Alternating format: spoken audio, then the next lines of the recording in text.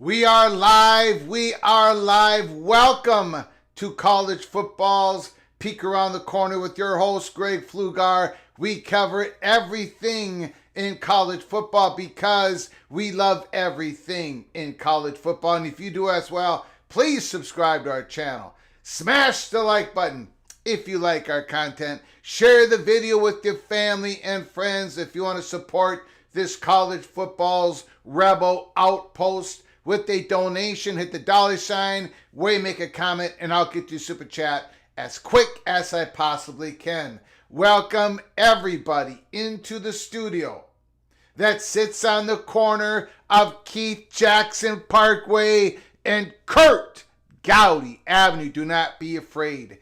Do not be afraid to become a legend.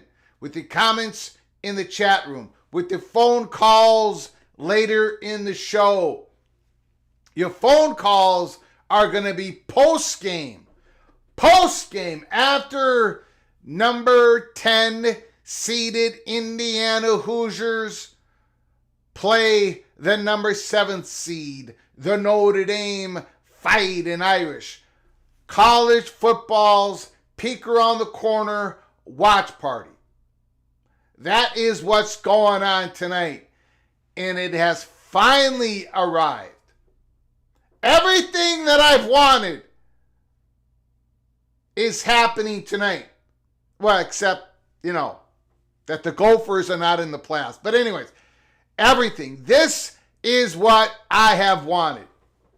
An expanded playoffs. Is this something that you have wanted? A lot of college football fans have wanted this. Not a 14 playoff, not the top 2 playoff with a championship game. No, 12 teams. 12 teams. And tonight, the game is going to be at South Bend. Touchdown, Jesus. Number 10, Indiana against Notre Dame. And there is so much involved in this game. This one single game. We're going to have to push off the other 3 games to tomorrow. Okay? We've been breaking this down all week anyways, but Tonight is Indiana and Notre Dame. The pressure. Can you imagine the pressure that Notre Dame is under right now? Kerry Gold knows, thank you so much for your generosity. I do appreciate it so very much. Once again, thank you, Kerry Gold knows. Let's go, Greg. Yes. Maria, if you can hear me, please turn off the furnace. It was cold in here, and now it's suddenly hot in here. So please turn it off. And let me know if you've got this message. Say yes in the chat room if you got the message. Anyways, tonight, Notre Dame has so much pressure on them. Indiana, the Hoosiers, Indiana is in the playoffs. Think about that. The Indiana Hoosiers are in the play, and they, in my strong opinion, they deserve it. They're absolutely legit. Just quickly, I mean, Curtis Rourke is an NFL quarterback. Elijah Surratt is a wide receiver number 1. Number 13. Watch number 13. Now, if you look at his statistics, they're not outstanding. They're not incredible because Curtis Rourke shares the ball all over the place. Keyshawn Williams. I mean, all Miles Price. Miles Cross. He dumps it off to the tight end. They've got 4 wide receivers that have produced. Curtis Rourke, when he's back to pass, he's like a machine. When he's progressing, he goes through his progressions. Boom, boom, boom, boom. And he always seems to make the right decision on where to put the ball. And then you're talking about Justice Ellison, a tough running back, number 6. And then you've got Lawton, the big running back. Indiana, man. And then on defense, Indiana is number 1 in the nation against the rush. Number 8, CJ West, the defensive tackle. Kamara. They've got guys all over the place. Indiana's legit. Indiana is absolutely legit.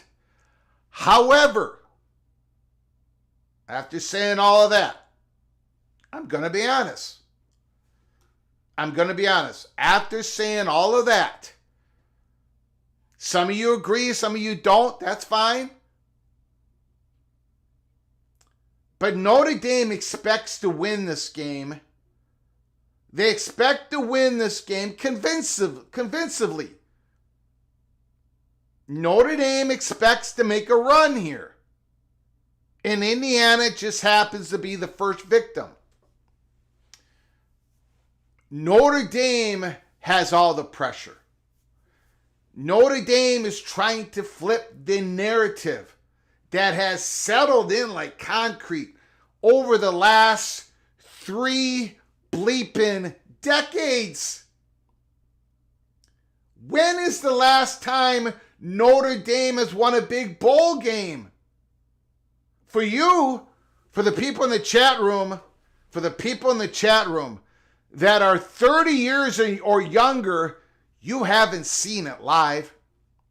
You have not seen Notre Dame win a big bowl game or playoff game or championship game, whatever. You haven't seen it. It used to happen.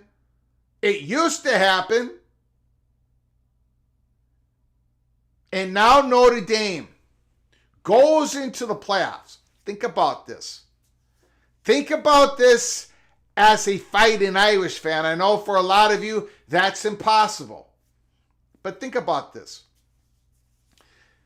You lose to Northern Illinois, but you've made a huge run. You're crushing people. You're killing people. and you get to the playoffs and you have a home game, and it's going to be at South Bend. It's going to be at night, Friday night. It's 29 degrees. It feels like 19 degrees. This is the time for Notre Dame to take finally their advantage. The advantage to play outdoors. South Bend, Indiana. Oh, who do we get to play? Who are we playing so we can have this advantage? Oh, it's Indiana. You're playing Indiana. The same state. Just miles down the road. Not an advantage for Notre Dame. At least the outdoor elements. Now the fans, the stadium, yes, that's going to be advantage Notre Dame. And then, it ain't like, again, Notre Dame, if they lose tonight, not only don't they get to flip the narrative, but they're no longer king of Indiana. If they lose tonight, they're not the king of the state of Indiana. I mean, the pressure is enormous. Now, the good thing for Notre Dame is they've got guys. I mean, Jeremiah Love has had an unbelievable season. Number 4, the great running back. He's an incredible athlete who happens to be also an incredible football player. Kind of reminds me of Adrian Peterson in a certain way. A great athlete who's a great football player. Jeremiah Love, a great track and field star. Jeremiah Love, number 4. And they've also got Jared Price. I mean, they've got 2 incredible running backs. Jadarian Price, Jeremiah Love. Both guys ran over 7 yards per rush. Notre Dame's running attack is phenomenal. And then you throw in Riley Leonard, the quarterback, who's had it once again, using his legs, running the ball over 500 yards, getting first downs. Notre Dame's incredible running attack against Indiana's number 1 against the rush in all of the country. Something has got to give. Something has got to give. And then we haven't even talked about the head coaches yet. We haven't even talked about the head coaches. Kirk Cignetti. Google me. 63 years old. He's been in the game for a long time. Incredible success at James Madison. Indiana, they make the hire. This is Kurt Cignetti's first year in Bloomington. The first thing he does, he gets a bunch of James Madison guys to come with him. Elijah Surratt, number 13. He gets that great wide receiver to come to Indiana. And then he goes in the portal and he gets Curtis Rourke. I've been talking about Curtis Rourke for 3 bleeping years. He was the All-MAC player 2 years ago at Ohio. But then he got a bad knee injury. And it took all last year to get better. When Kurt Cignetti grabbed Curtis Rourke, in my mind, it was like, wow, Indiana's going to go bowling.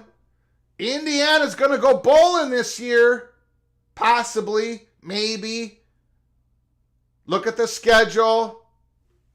They go 11-1. and they've looked dominant throughout the season. So it's Indiana, Notre Dame in South Bend. I have seen the videos. I have seen the tailgating. It's wild. It's absolutely wild. I saw the video of the Indiana Hoosiers marching band. Marching, circling around the stadium. College football, baby. College football is the very best. And finally, I believe for the very first time in all of our lifetimes,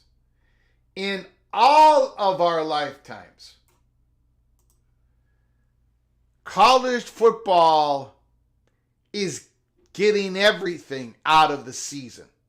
With the expanded playoffs, finally we're going to be crowning the national champion in a way that we can all get behind. This is fantastic for the sport we love. It's finally happening tonight, December 20th. The first round of a 12-team playoffs. It's happening. Thank you.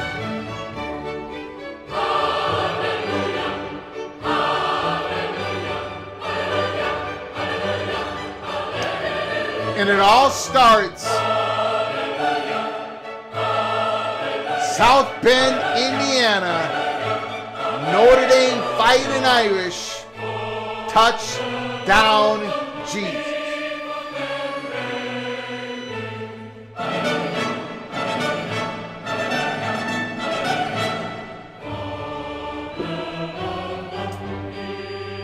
All right, Helmer Hennessy, go Indiana, take down Notre Dame. Thank you for the super chat, Mr. Hennessy.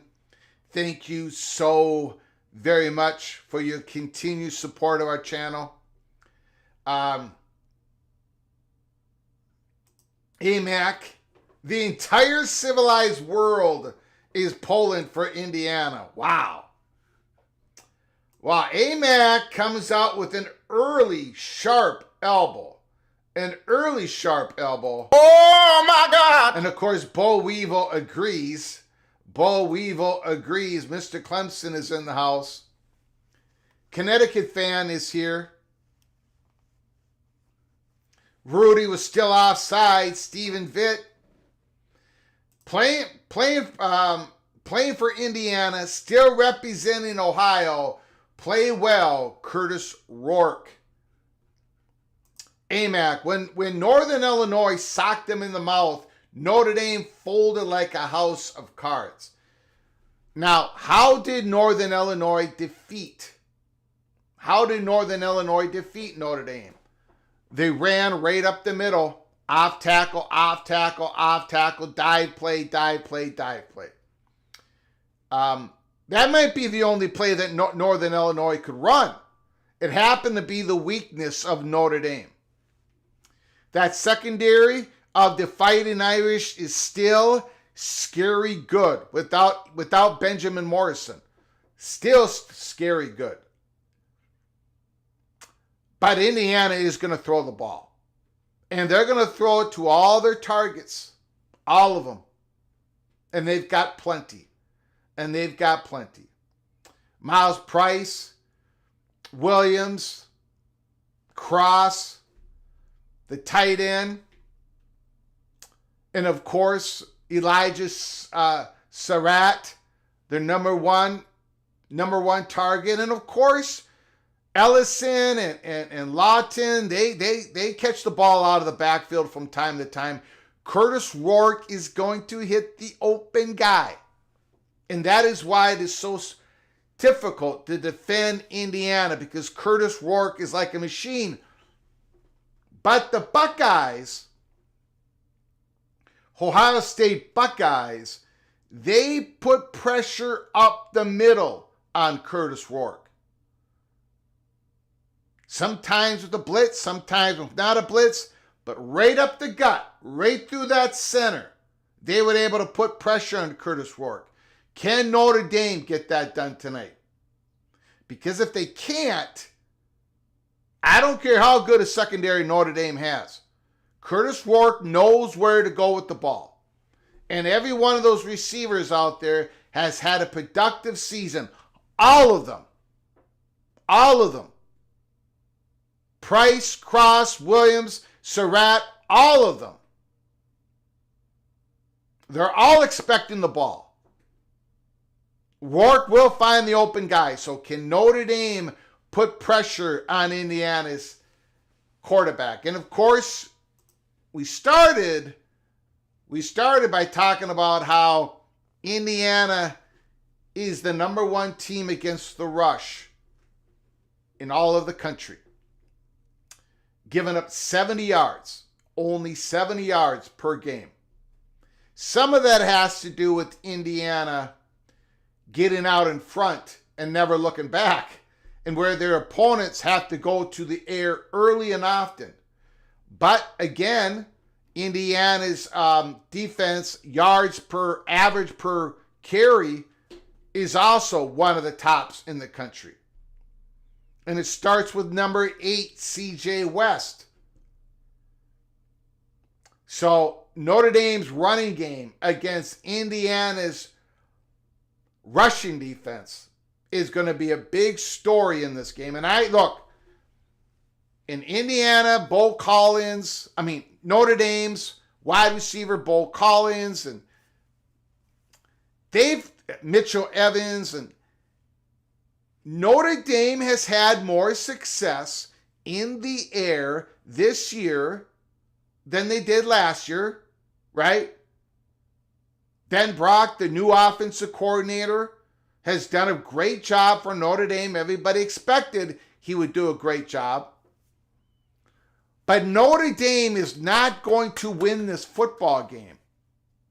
Notre Dame is not going to win this football game at South Bend, 29 degrees, feels like 19, if they cannot run the ball. I mean, Riley Leonard, Notre Dame's, their offense is not set up. Their offense is off play action. Their offense is trying to catch up with Riley Leonard as he gets flushed out of the pocket and Riley Leonard spots a wide open receiver. Notre Dame just can't air raid it. They're going to have to be able to run the ball, and they've been able to run the ball every single football game. Jadarian Price, Jeremiah Love have been monsters. So Indiana's rush defense against Notre Dame's rush offense, holy smokes, something has to give. As you can tell, I am all jacked up. I am so excited. And I'm going to be excited tomorrow. Watch us. Come when you get some time tomorrow during the playoff games. We're going to be doing watch parties throughout the day. Come join us. Mr. Daniel Montcastle, Mr. Hoosier. As I said on the College Football Mafia show, I was on earlier. I appreciate Nathan Brown and Moen Vision and Wild Ute inviting me onto the show. I said, Daniel Montcastle has been Mr. Hoosier since he got out of the birth canal. Daniel Montcastle is experienced something here that he probably never thought he would experience. Indiana is in the college football playoffs. Not only are they in the college football playoffs, but they're playing the first game ever of the expanded college football playoffs. And not only is Indiana in the college football playoffs, and not only are they in the first expanded playoff game ever, they're playing Notre Dame.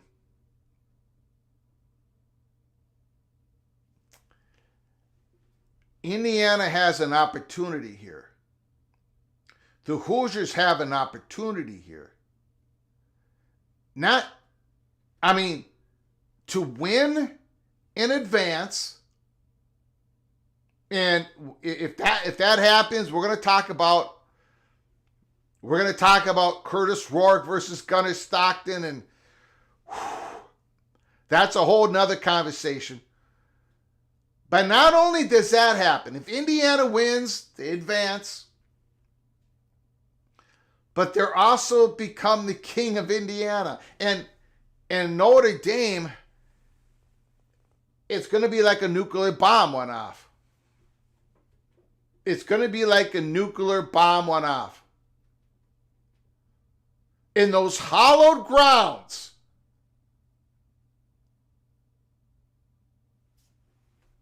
all the pressure is on the Irish. None of the pressure is on the Hoosiers. Curt Cignetti is walking in there. He's strutting in there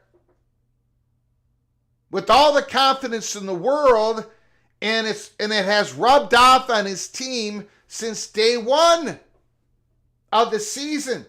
So why would it not rub off on the team tonight? I also want to say this.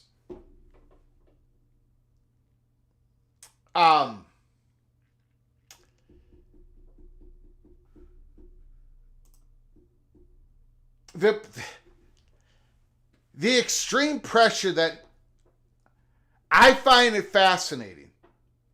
Every one of these playoff games has a certain extra element to it. And we're going to talk more about it tomorrow. Like the Quinn Ewers situation, the Ryan Day situation. I mean, everything in this game, there's an element to it.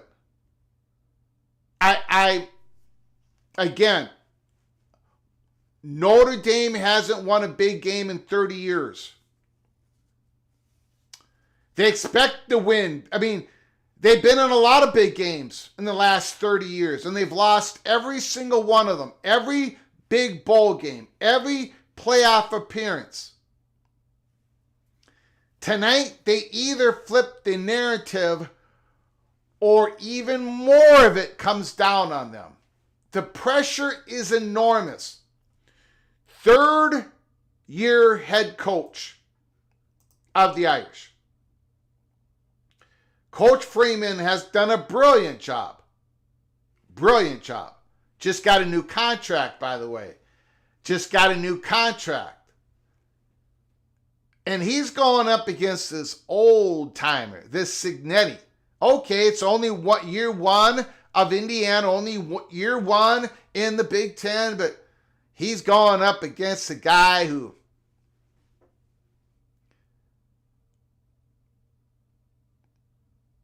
I happen to believe. Now, I could be wrong. You can tell me if I'm wrong. You can tell me if I'm being naive. But I think Curt Cignetti actually thinks, I don't think it's an act. I don't think it's an act.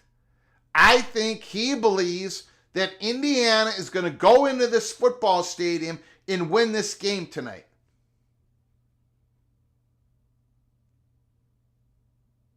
We shall see. Here we go. Indiana, Notre Dame. Stormy Cyclone. Hats off to Ryan Willie yesterday for his generosity. You are Santa Claus. Merry Christmas to you and all. Yeah, Ryan Willie, thank you so very much. I don't know. Is he in the chat room? I haven't looked. Anyways, Ryan Willie, thank you so very much. Riley Leonard getting warmed up on the sideline. Again, I might be a few seconds behind you, but don't let that bother you. Just, you want to make a comment about what happened in the football game in real time, you put it in the chat. Do not delay your comment if you don't want to delay your comment. Put it down in the chat room, your comments in real time. Curtis Rourke, 70% completion, 27 touchdowns, 4 interceptions. Number 3 in the FBS in QBR. If this was a game where it was just pure passing ability, pure passing offense, Indiana would be the favorite. That's how great Curtis Rourke is. But it's not. It's not. Of course it's not. It's a football game. In Notre Dame's defense, Notre Dame's running attack, we got some Indiana Hoosiers in the house. We got some Hoosiers. Ryan Willie, Notre Dame sucks. Oh my goodness. Oh my God. Daniel Montcastle, I don't see any red in the stands. There's a couple in there. There's a couple in there. ND might just ND tonight. Bo Weevil. Can you imagine if Indy beats Notre Dame in South Bend? Oh boy. It's, I tell you. What exactly does Indiana have to lose tonight? Anybody? They went 11-1 for God's sake. Indiana has this incredible momentum. Wait until Kirk Sig can go into the portal. What quarterback is he going to have next?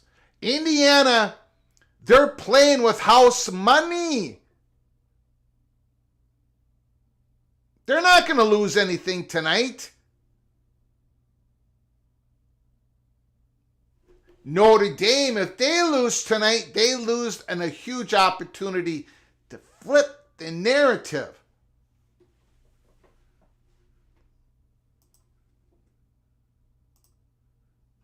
Bill G, thank you so much for the gifted memberships. Holy smokes.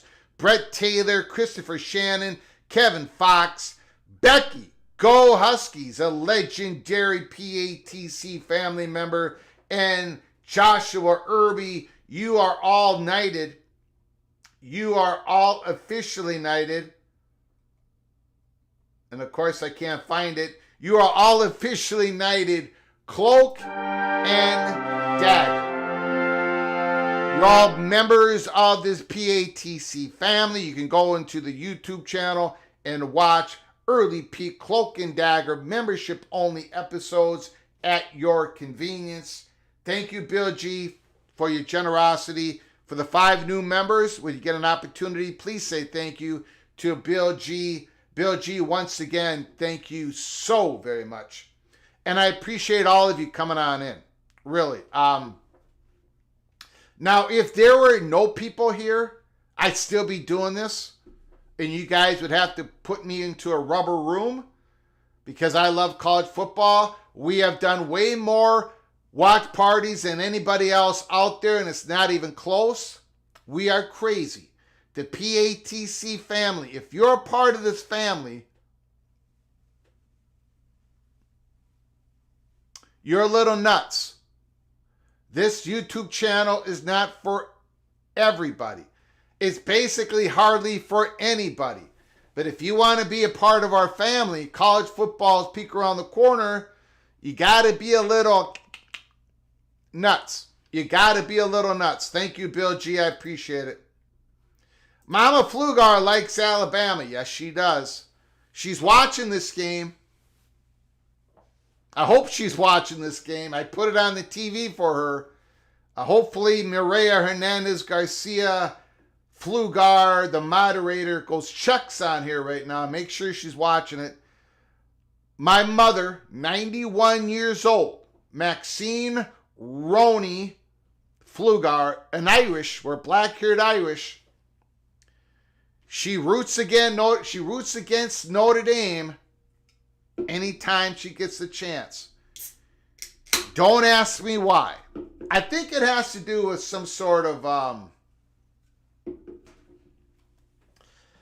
class warf. I don't know. My mother's kind of wacky, just like I am. Something about Notre Dame being so wealthy and rich. She doesn't like that. She doesn't like that. She wants the Catholic Church, spend money on the poor, which is admirable, which should be the case. Whatever. She's 91 years old. She's an Irish Catholic. She can do what she wants. She's in complete control. Anyways, here we go, guys. Here we go. If my mom wants to root against Notre Dame, who is going to stop her? Nobody's been able to stop her for 70 years. She's 91. She's a huge college football fan. Thank you, Kerry Gold Knowles, Helmer Henderson, Storby Cyclone, and BLG for your generosity. Thank you for everybody coming on in here. I do appreciate it. We got the scoreboard ready. It's high-tech chalkboard.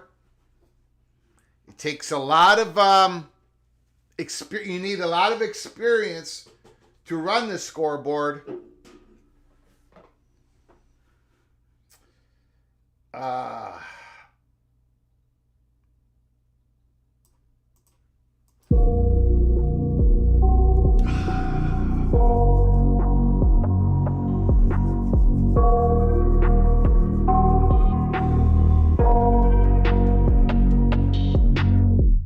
I got nightmares in my head, I fear that the thoughts build up until I can't hear, that my mind fills up into a creature, and it haunts me somewhere much deeper.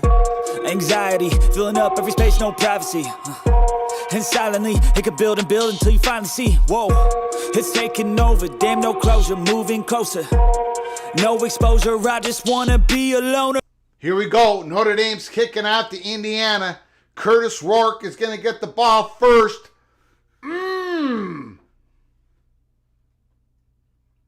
We are definitely playing the mariachi in the middle of the third quarter. I can guarantee you that. This is college football playoffs. Fair catch. Fair catch. All right, here we go. Here we go. Let's rock and roll. Let's rock and roll. What's the temp? 29 degrees. It feels like 19 degrees. Now, can you imagine if this game was in Huntington Bank Stadium in Minneapolis? Because right now the temperature is 12 degrees. It feels like close to zero in Minneapolis right now. But it didn't happen. It did not happen. Here we go, Indiana. Surratt, number 13. He's going out wide. He's going out wide. Watch number 13. Ellison is in the backfield. Play it. Okay. They wrapped him up. The Irish wrap him up. Loss of 3 yards, I believe. Holy smoke. 2nd and 13. 2nd and 13. A new scoreboard by ESPN ABC. 2nd and 13. Here we go.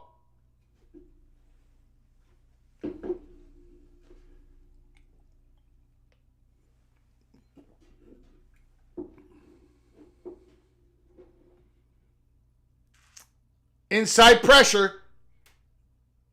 Okay, they send the inside blitz, just like what the Buckeyes did to Indiana.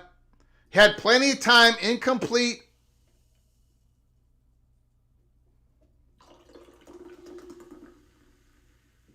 Third and 13. 3rd and 13. Can Notre Dame get a 3 and out to start this playoff game? First round, South Bend, play action, incomplete once again. Okay, Indiana is gonna have to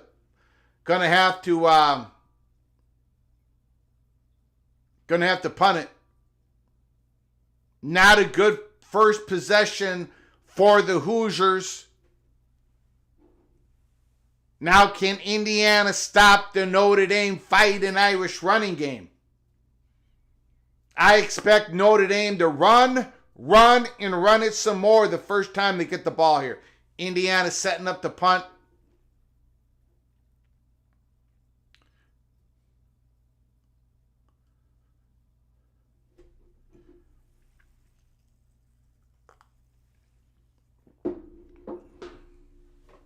Okay, Notre Dame, good field position. MBM, Indiana Special Teams, will need to show up in some capacity. They played a horrible game against the Buckeyes, the Hoosier Special Teams.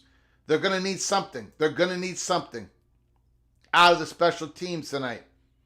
They're also going to need a scoop and a score or a pick six out of their defense.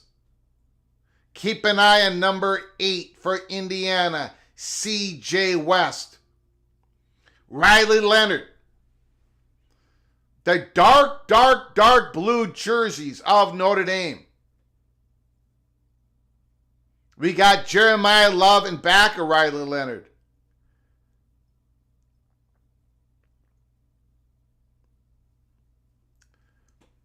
Stop for a loss. And again, C.J. West. What a monster. What an absolute monster of a player. Again, Indiana leads the nation in rush defense. But Notre Dame's got to find a way to run it. You cannot pass it all night long. Not in these conditions. Not with this type of offense. It won't work. That was tipped. Picked off! Picked off! Interception! The first turnover goes to the Hoosiers at the 41-yard line. It looked like Riley Leonard was unsure of himself. He was doing his progression. He got tipped at the line of scrimmage. 1, 2.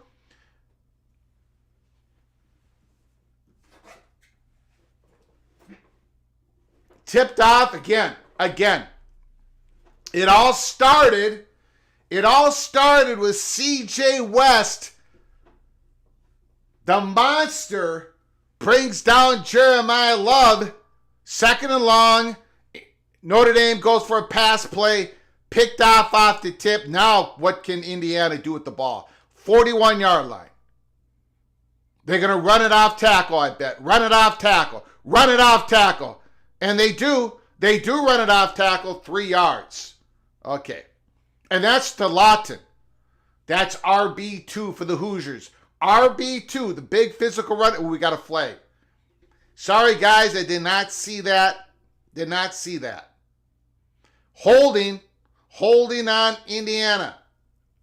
INT, son of Sarek. Hamas Hero. Oh.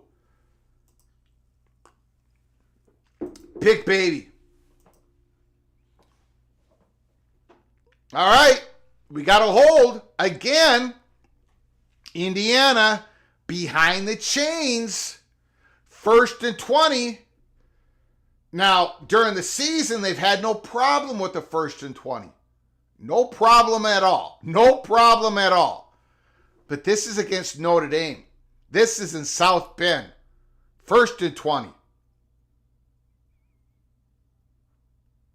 Okay, they're going to challenge that defensive line here. Again, Lawton gets the ball again. They must have had this where it was Ellison. He was going to take the first possession. Lawton was going to take the second possession, right? I'm speculating here. 2nd and 17. Lanny Seals, we're already getting a ref's argument. 2nd and 17. Again, handoff. They're going to the right side. Lawton once again. Is it 3rd and manageable? It's still 3rd and long, guys. Still 3rd and long. That holding hurt the Hoosiers. 3rd and long. Look for number 13, baby. Look for Elijah Sarat. I think he's down at the bottom of the screen. They're looking for him. There he is! Elijah Sarat! First down!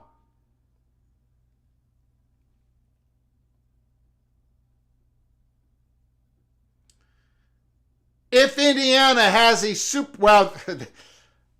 CJ West is a superstar, Curtis Rourke is a superstar, picked off!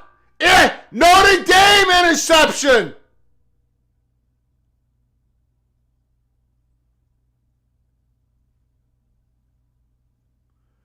Notre Dame gets it first down at the 3. Oh, he was covered. He is pretty well covered. Wow, we've gotten 2 turnovers, 1 interception each. Notre Dame was started at their 3-yard line.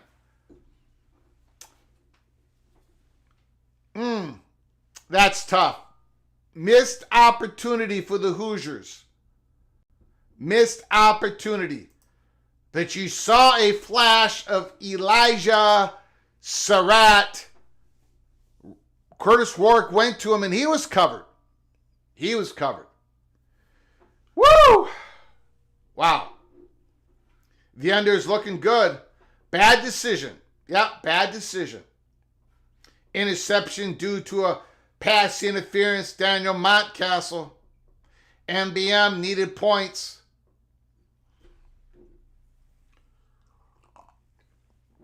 Okay, so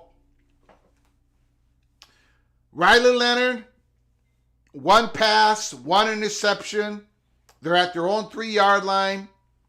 You know they're going to run the ball here. Jadarian Price, Jeremiah Love, back and forth, back and forth. Can Indiana's great rush defense throughout the season, can they hold up? Can they hold up? That's the question on this drive. Because Notre Dame ain't going to, Riley Leonard ain't going to put it up here for a while. Not at their 3-yard line. Jose, no pass interference going to be called this game. Got it. It's all part of Indiana's plan to get a safety, son of Sarek. Rocket Rant, let's be honest. The world would be better if Navy hadn't saved Notre Dame's ass in World War II. Holy smokes. Holy smokes.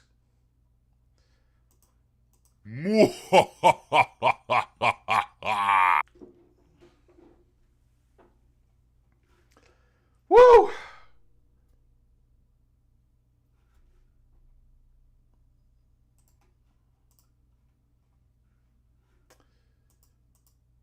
My goodness. Indiana, blowing opportunity. You got to give credit to the Irish. Good hands by that guy who caught it. I don't even know who caught it. Was that their great safety? Hold on now.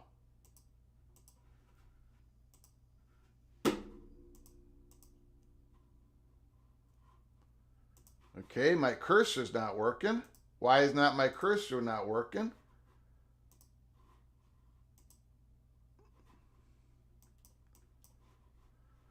Okay, ESPN is having issues.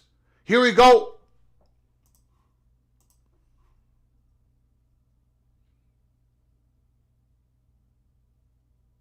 Jeremiah Love breaks out. He can go. He can go the distance. That's the track star. Jeremiah Love, 97 yards. Touchdown.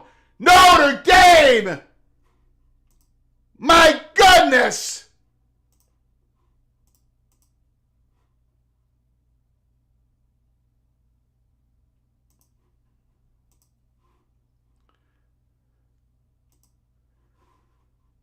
Holy smokes! Touchdown! Touchdown! Touchdown!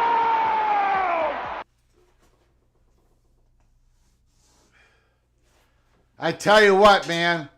That guy has been doing it all year long. Jeremiah Love. An absolute freak of an athlete. Absolute. I called him Adrian Peterson Jr. at the start of the show. My goodness. What a horrible feeling for the Hoosiers. Euphoria for Notre Dame.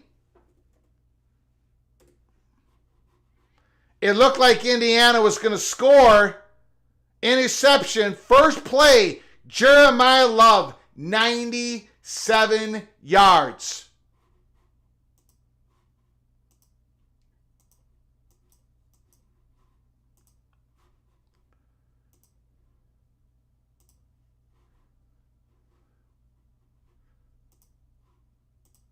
Indiana's going to have to respond because they just took a shot. They just absolutely took a shot there. Don't know where the linebacker was. Holy moly. When Jeremiah Love gets loose, he can take the distance. A track star. Wow. Wow. Here we go. Notre Dame kicking it off. Can they respond? Can the Hoosiers respond? They fair catch it again.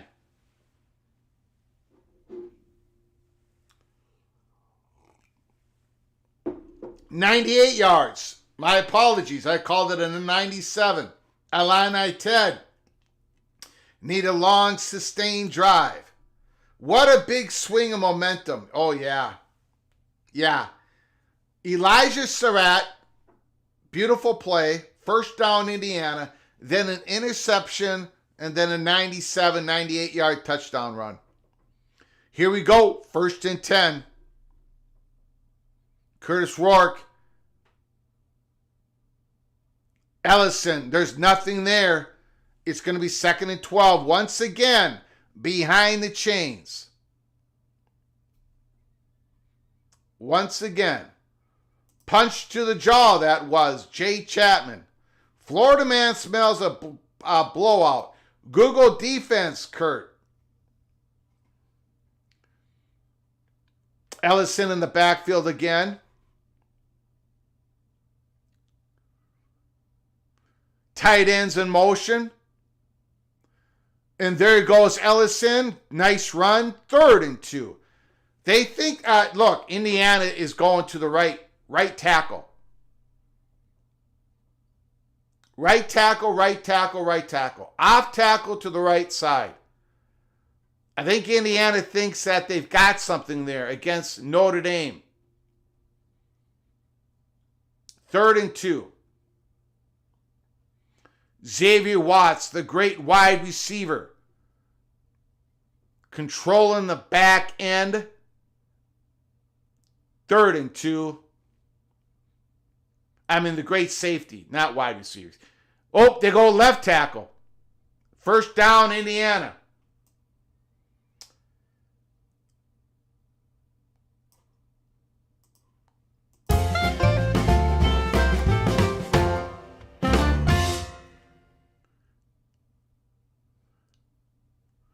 Okay, so Indiana is doing the Northern Illinois situation here.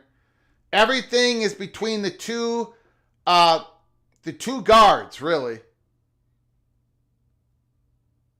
Inside zone, inside zone, inside zone.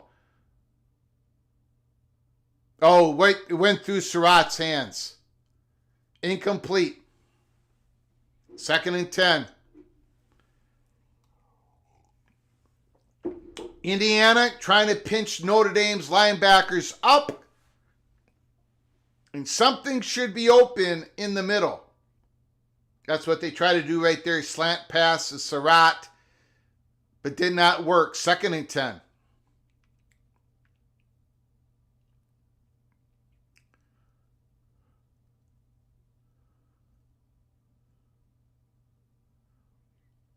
Big hole. Just a gigantic hole. Lawton, first down. First down, Indiana.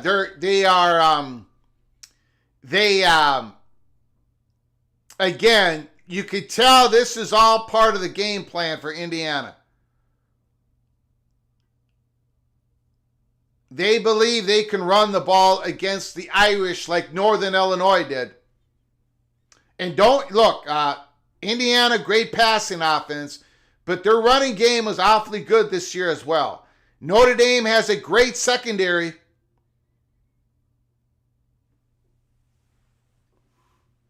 Second and long. 7-0 Irish. Indiana trying to respond. Having success on the ground.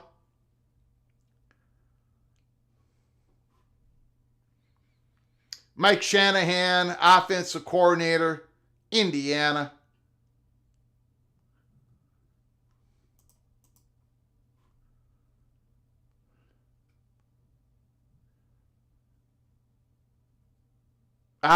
Safety came up, made that play. Notre Dame's defensive line got some help there.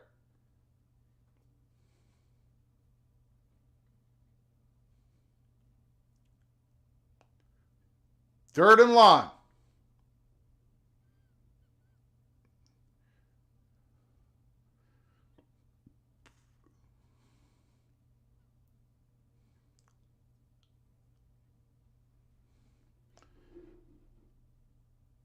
Incomplete. Try to get to Elijah Surratt again. Indiana's going to have to punt it.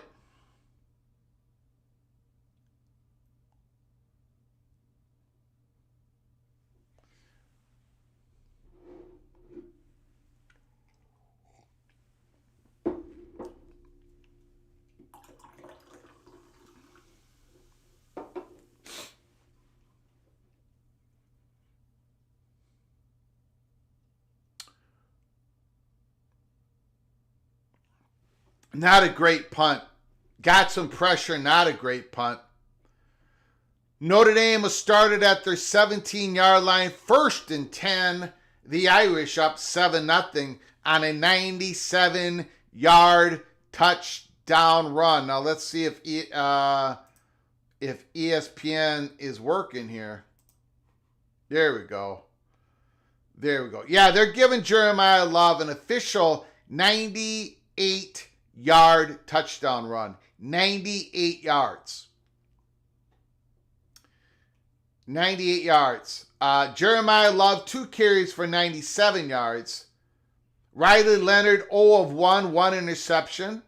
But Notre Dame's got a 7-0 lead. Curtis Rourke has started the game 1 of 6, 28 yards, 1 touchdown. Not good. Not a good start for Curtis Rourke. Tyson Lawton, 5 carries, 30 yards. Justice Ellison, 4 carries, 11 yards. The play of the game, a 98-yard touchdown run by Jeremiah Love.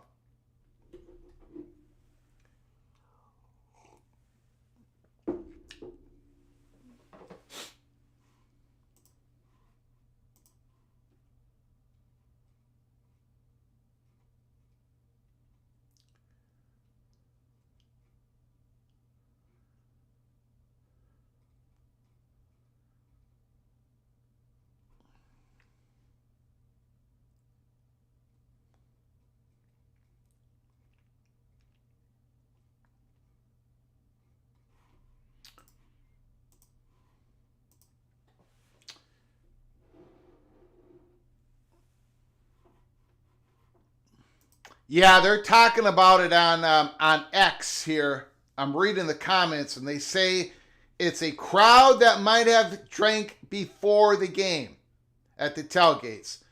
It's a drunken stupor at South Bend. Rocket Rant is not impressed right now with Indiana.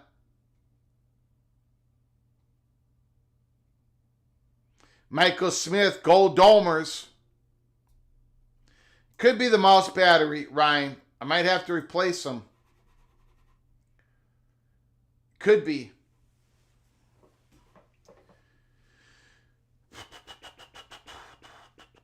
Okay. Here we go. Can Notre Dame add on to their lead? 7-0.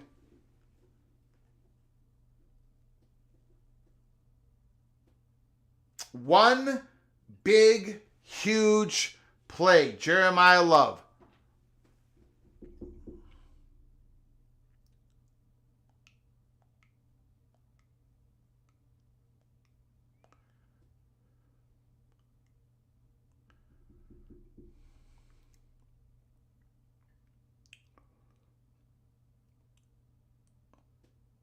Jadarian Price is in.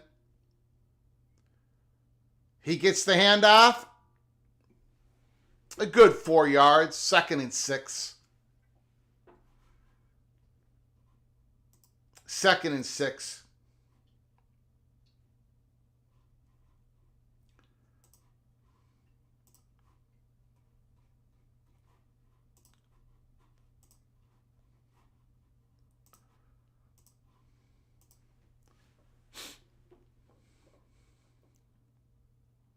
Leonard back to pass, incomplete, a little low. Pass was a little low. Receiver should have had it. Was that a drone? Oh no, it was just a blimp. No, we don't need drones here. We do not need drones. By the way, a report just came out that they're widening the no-fly zones in New Jersey. That report just came out. They're even making it more wider, longer, more airspace is now banned for drones right now. Here we go, 3rd and 6.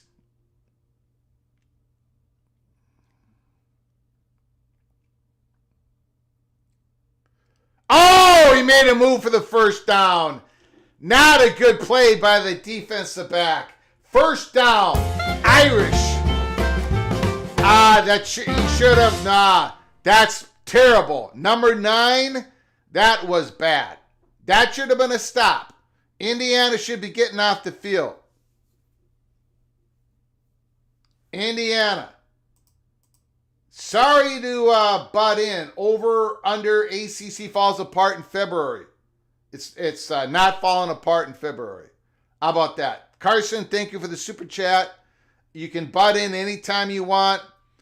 The ACC is not falling apart in February.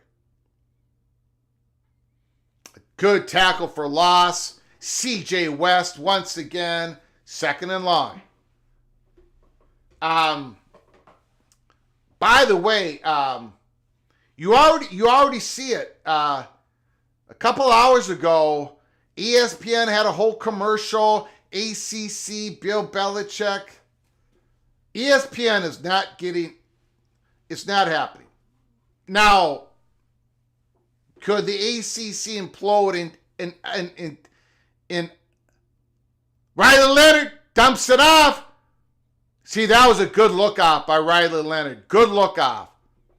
Riley Leonard created that space for Jadarian Price using his eyes. Looking long, stepped it up and dumped it off.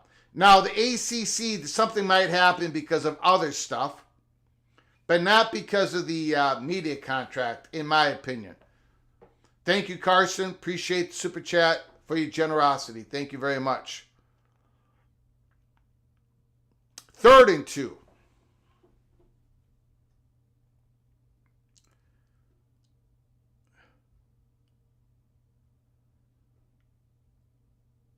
First down, Irish. And right away, if you notice, right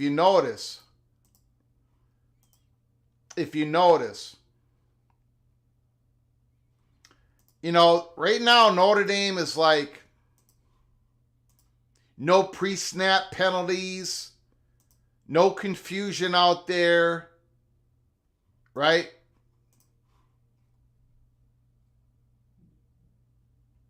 They got Williams, their 3rd RB1. They've got him a carry, dumps it off. That's a fumble. A fumble, but Notre Dame keeps it.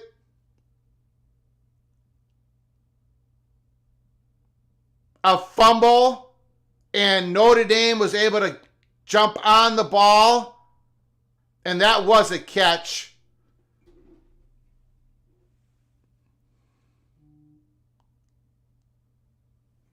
Boy, that could have been big break for Indiana, but they could not pick it up.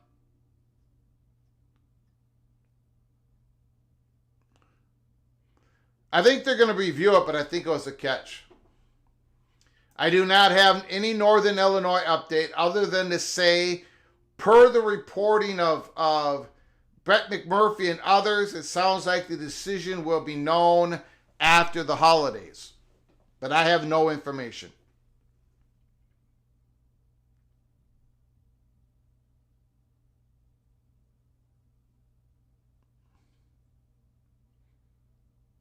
Second and 2.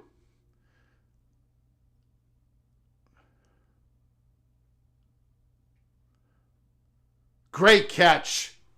What a catch. First down, Notre Dame.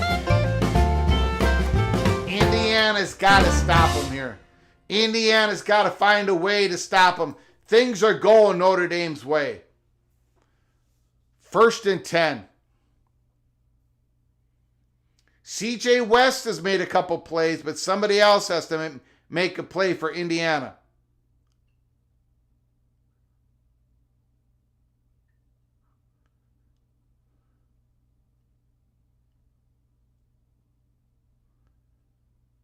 Second and 8.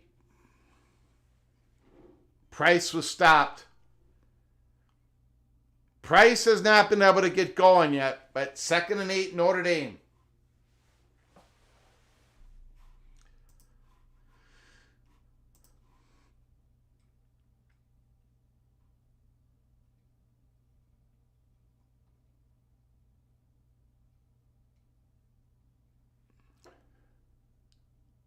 Back to pass.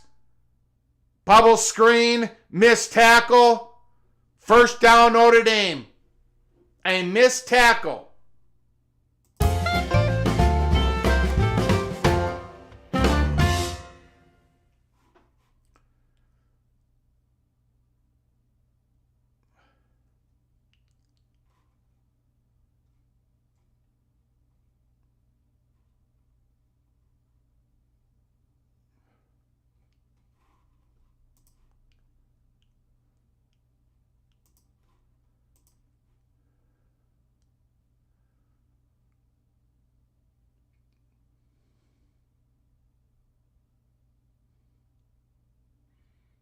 Notre Dame finally makes a mistake. Wow. Notre Dame finally makes a mistake other than the interception, but finally made a pre-snap penalty. Really feels uphill for Indiana. I made it. Thanks for coming on in, Chad. Thanks for coming on in, Breeze.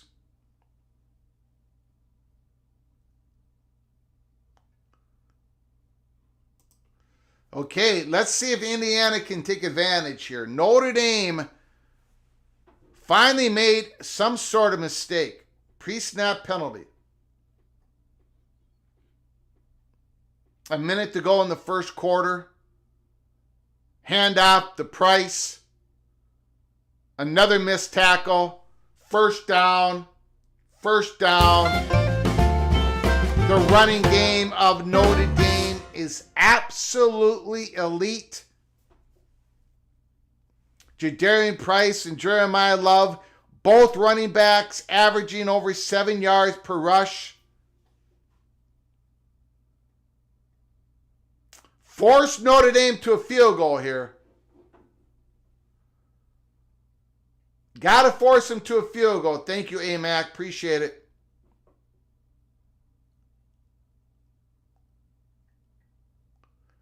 Okay, Price was stacked up.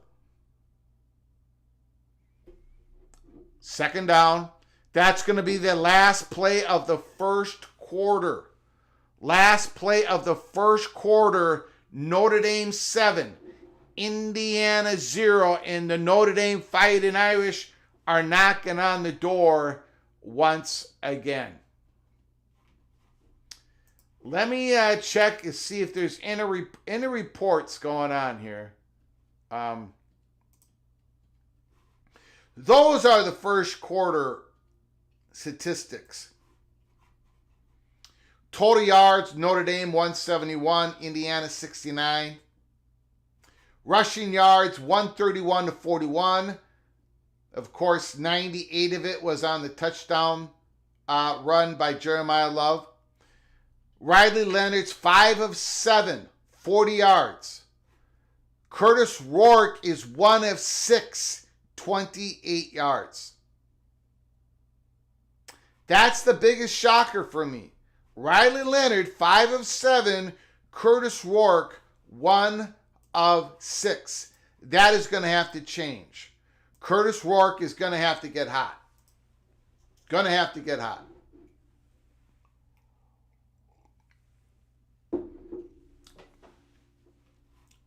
Let's see if there's any other reports here.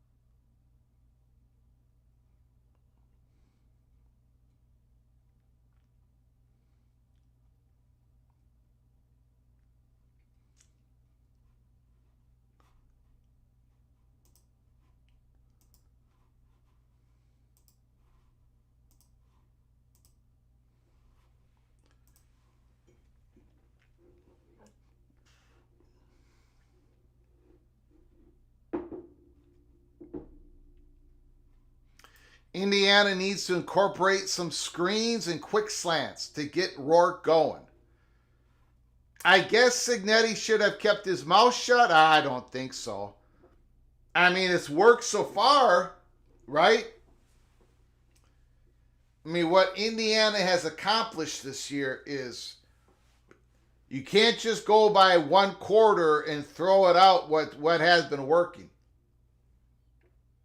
in my opinion. Indiana is struggling to tackle. A lot of missed tackles.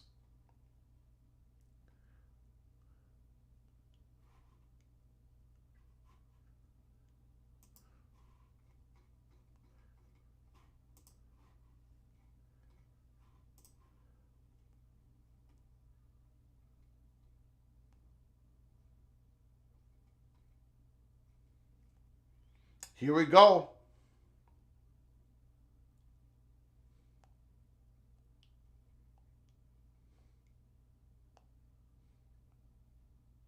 Second and 8.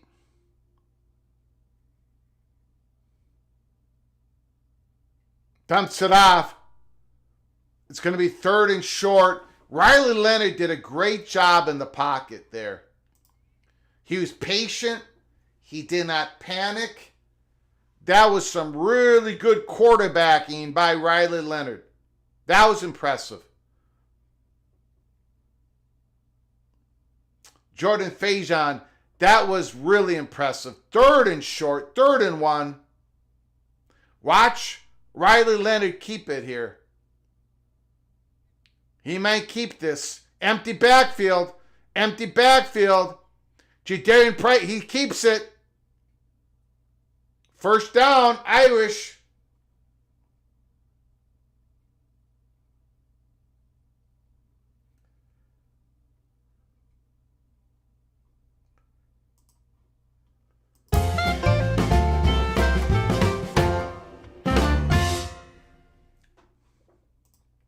MBM, yes, they played together against each other.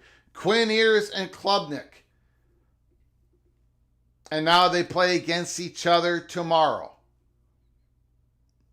First and goal. Notre Dame looking to go up 2 scores.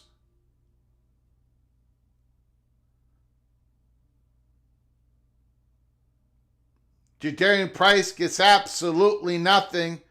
Second and goal. Fisher with the stop.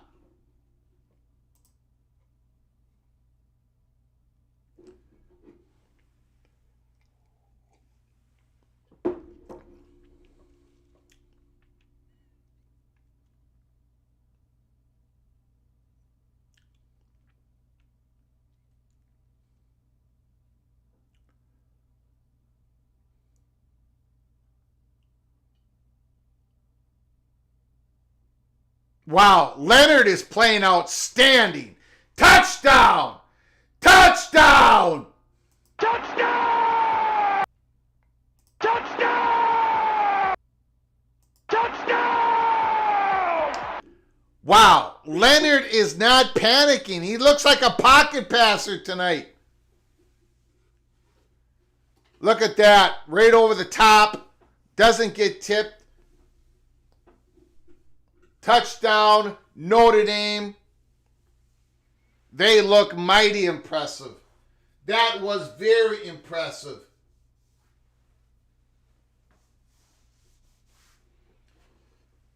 Indiana Hoosiers' backs are up against the wall. Up against the wall.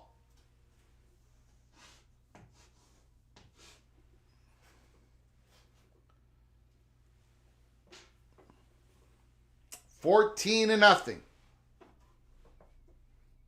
Can Kurt Sig in Indiana make the adjustments? We shall see. We shall see. I don't think you can count anything out right now. 14-0. Notre Dame takes a good lead early in the second quarter.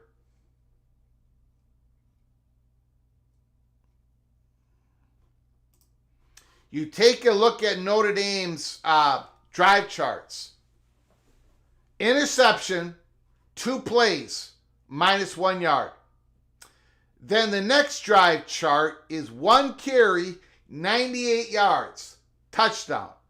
And then Notre Dame does the exact opposite, 16 plays, 83 yards, 9 minutes and 8 seconds, and a touchdown. So Notre Dame has done everything. A turnover early in the possession, 1 play, 98-yard touchdown, and then a long drive. But this, I think, is the numbers that tell everything. Curtis Rourke, 1 of 6, 28 yards, interception. Curtis Rourke, who completed 70% of his passes in a passing offense. Curtis Rourke is 1 of 6. That is the number, man, that I was not expecting. So they're going to have to light it up. Indiana is going to have to light it up in the air, and I don't know if they can do it. We shall see.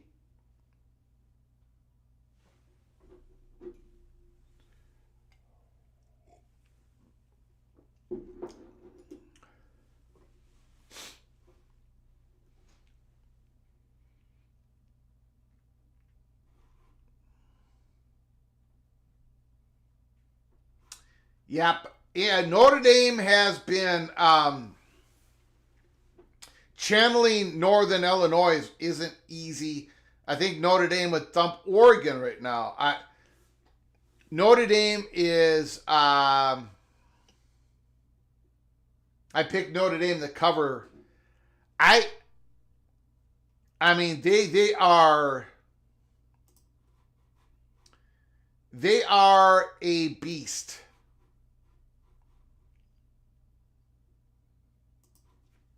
They've been playing so good for so long.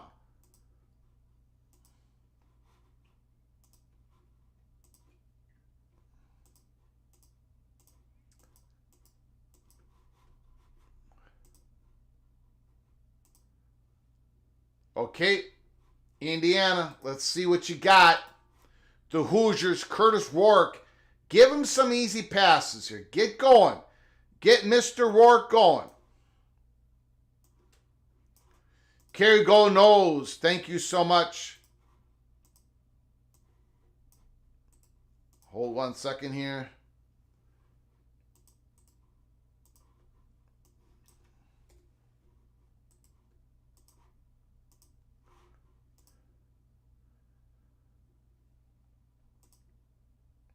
Kerry Go Knows, Notre Dame is looking legit. Oh yeah. They've been looking legit for quite a while. Thank you for the super chat, Kerry Go Knows. Thank you once again for your friendship and for your generosity. Thank you, sir. Mr. Seminole is in the house. Okay, so Notre Dame is having all sorts of success on offense. Curtis Rourke hasn't been really, now we got to see it here. Curtis Rourke has got to light it up. He's got to light it up. Again, they do an RPO on that. They get a yard, 2nd and 9.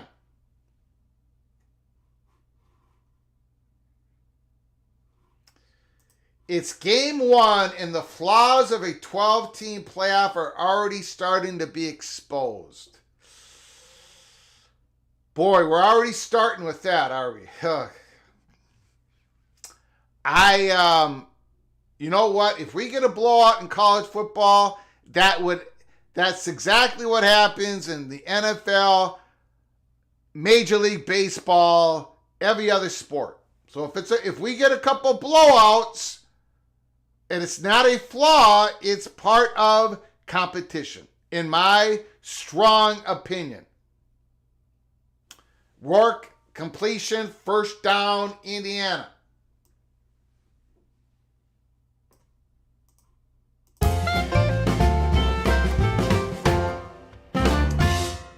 First down and 10.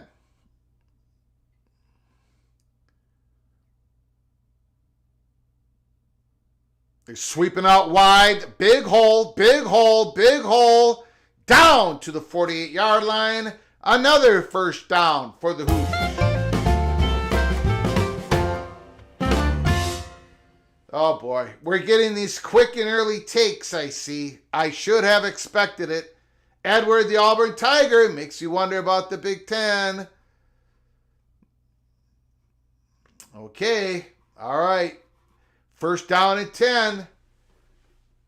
We got 11 minutes to go in the 2nd quarter. Curtis Rourke, 48-yard line. A nice pitch. Good tackle. Nothing there. 2nd and 10. Game's not looking good for Indiana. Thank you for the super chat, Helmer Henderson. Appreciate it. Thank you so very much. 2nd and 10.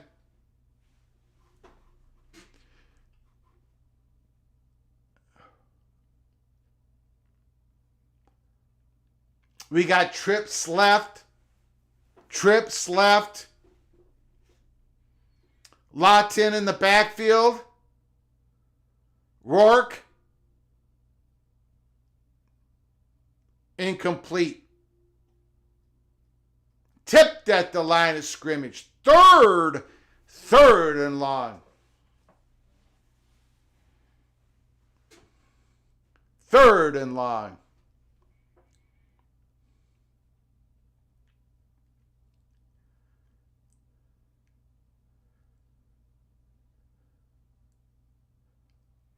What do you play? What's the play call here? What is the play call? What's the play call?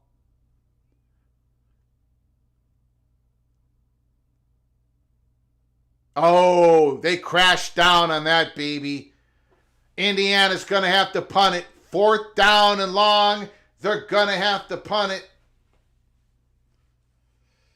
I see the Big Ten and the SEC people are already going at it, and it's only start of the 2nd quarter in the 1st game of the playoffs. I wish people would just watch the game and take it as the game instead of going in all this conference talk. I don't quite understand why people do that, but go ahead. The chat room is yours. 4th and 11.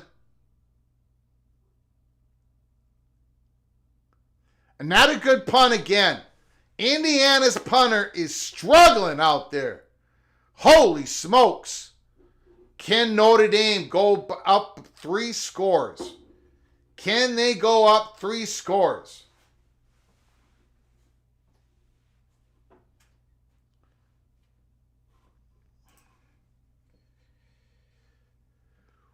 It's going to be a long night. Curtis Rourke was outstanding this year.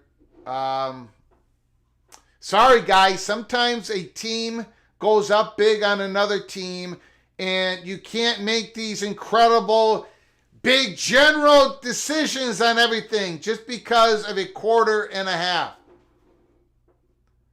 But I think we're going to see a lot of that already in the first playoff game. Curtis Rourke is an outstanding quarterback. Outstanding quarterback. It's almost like, well, I won't say it.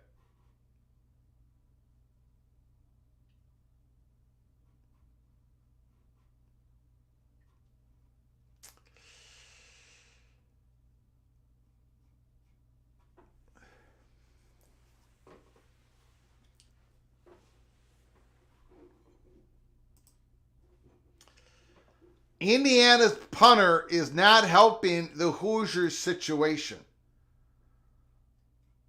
As Tom Fornelli says, cold weather can affect special teams as well.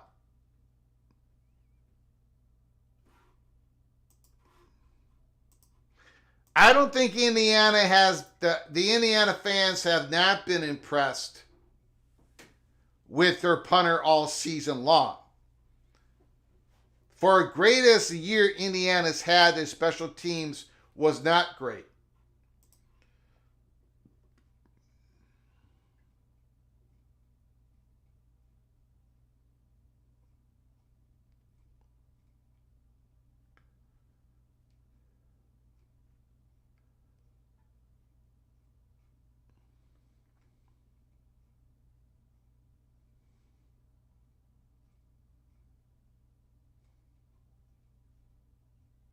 A lot of people on Twitter, on X, is questioning the play calling of Indiana. Indiana's offense is calling passing plays like they're terrified of the Irish pass rush. Why is Chip Kelly calling plays for Indiana? I cannot believe how timid Indiana is playing this game thus far. Indiana's offensive play calling has been questionable, to say the least. All right, here we go. Can Riley Leonard put together another drive? Another drive. Thank you, Mr. Terrapin, Jeff Crabcakes in football. Bama would be losing 24-3 by now. Holy smokes. Beautiful pass by Riley Leonard. Man, is he on the money tonight. Holy smokes. The Fighting Irish have got everything going. They've got everything going. First down.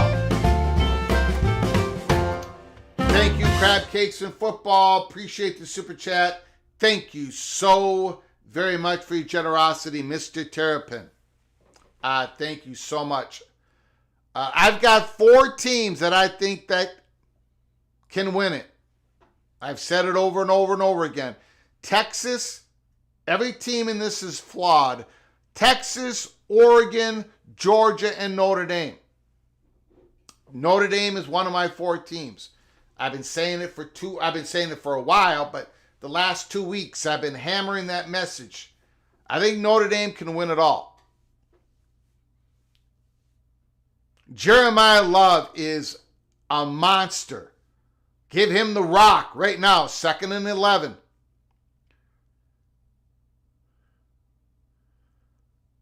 They do give him the ball. He hurdles a guy. Holy smokes, it's a big loss. Now, Indiana's defense, can they force Notre Dame to punt it? 3rd and long. 3rd and long. And let's see what Notre Dame's punting team can do, because Indiana has been struggling. Helmer Henderson, Indiana's all zip and no bam. Thank you for the super chat, Mr. Henderson. Appreciate it. 3rd and 16. I was tipped at the line of scrimmage. Okay. Now let's see what the Notre Dame's punter does. And let's see if Indiana can take advantage of all of this. Jeremiah Love has hurdled guy. That's one of his track events. He's a hurdle runner. Love can jump, Jeremiah Love can jump over the moon. He can't jump over the fat guy of Minnesota, but he can jump over the moon. Here's the punt. Not a great punt. Indiana going to get some decent field position. 7:26 to go in the second quarter.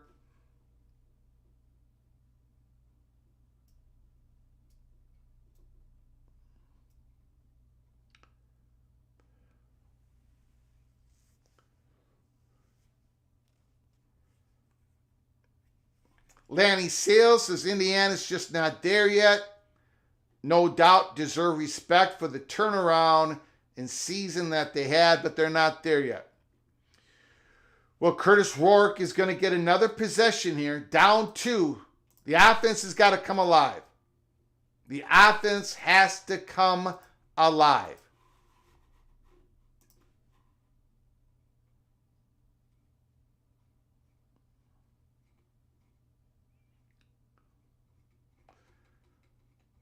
I've been very impressed with Riley Leonard tonight. He's acting like a pocket passer tonight. He's been pretty smooth. Pretty smooth. Daniel Montcastle, Notre Dame is going to start it, get at the start of the second half. So Indiana has got to get some points on the board here. The dark horse to win it all is SMU. Kerry Gold knows, Super Chat.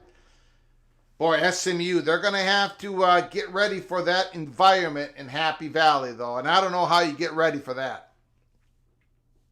Don't know how that happens. We shall see.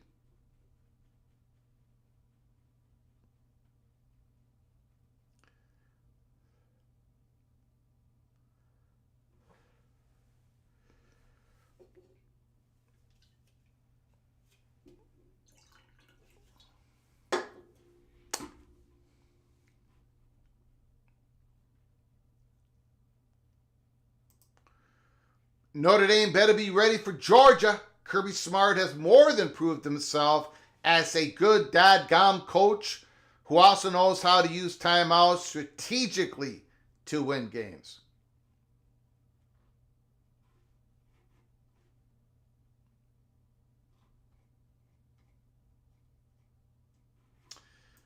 BJ is not impressed with the offensive coordinator of Indiana. Not in this game.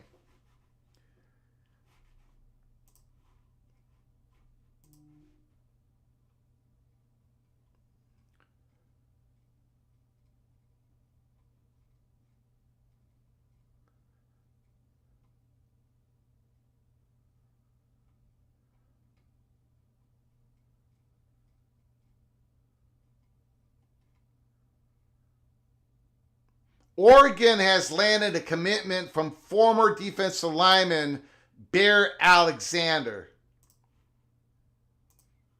Bear Alexander was probably USC's 4th best defensive tackle. You always need bodies at the defensive line, but I'm not impressed with Bear Alexander. But Oregon gets a commitment from Bear Alexander. 1st and 10, Rourke. Right there, Notre Dame is right there. Notre Dame, Xavier Watts, the All-American safety, Xavier Watts. He's already got 1 interception. He's coming in on blitzes. He's covering. Holy smokes.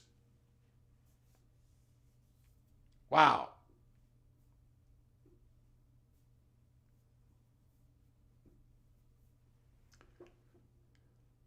Second and 9.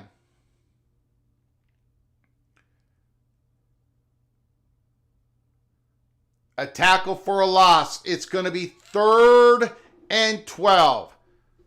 There is no doubt in my mind that Indiana is trying to slow down the pass rush of Notre Dame. They're being very cautious, but we're at a point where you're going to have to throw cautious to the wind. Notre Dame's defense is all over the place. 3rd and 10. Rourke back to pass. Plenty of time. Plenty of time. Elijah Surratt. Number 13, first down.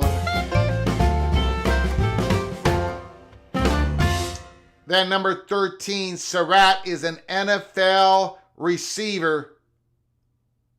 Good coverage, but there's a penalty. There's a penalty.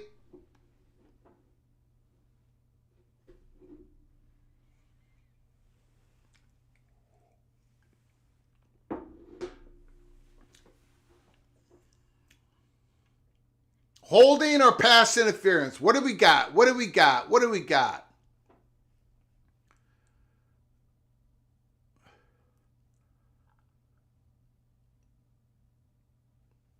Holding.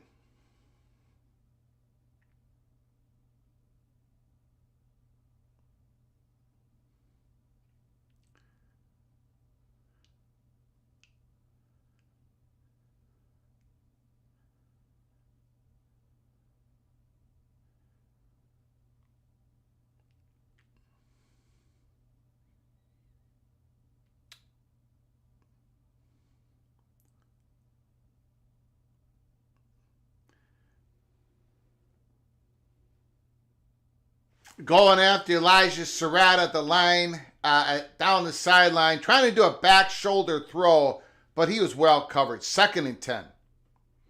2nd and 10.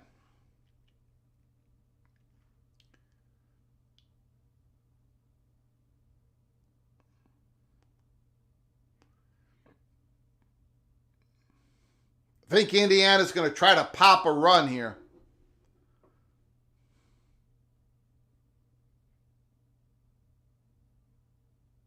No, play action. Over the middle. Complete.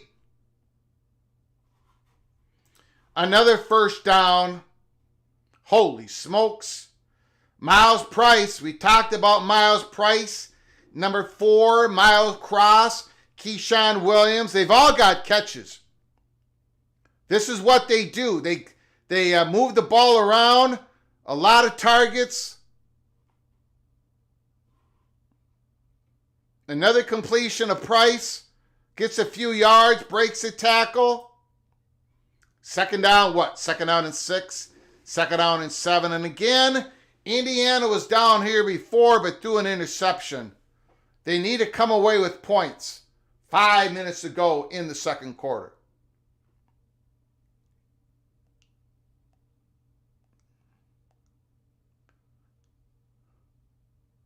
Absolutely got stacked.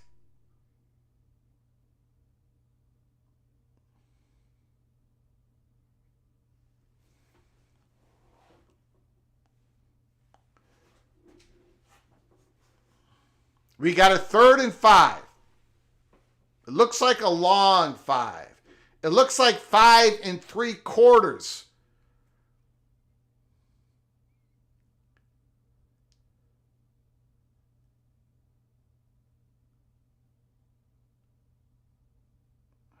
They're rolling it out.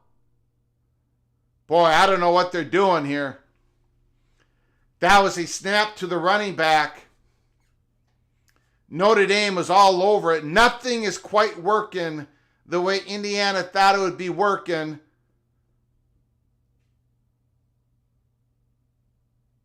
They're going to keep their offense on the field.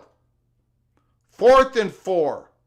Maybe they're going to try to draw them off sides. Maybe Indiana is going to try to draw Notre Dame off sides. They're not going to take the points.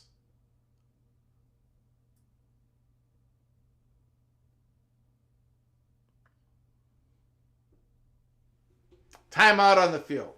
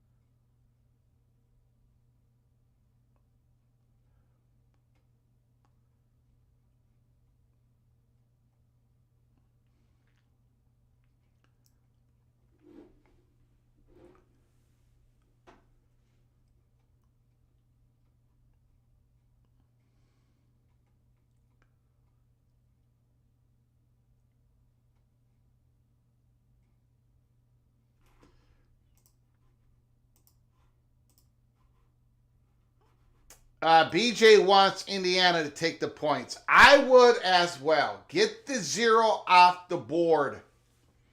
Go into halftime. Stop Notre Dame. Go into halftime down 14-3. Bean says game over if Indiana doesn't make the 4th down. Get the 0 off the board.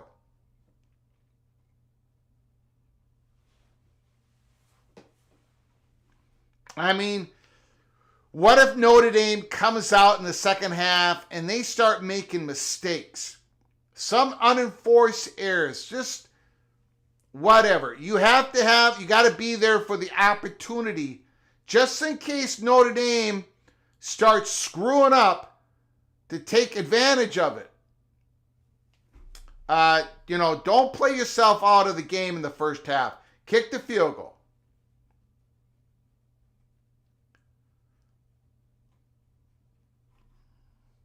$14-0 Irish. Yeah, gotta get the stink off the board. Rock and Rant does not like Kirk Cignetti.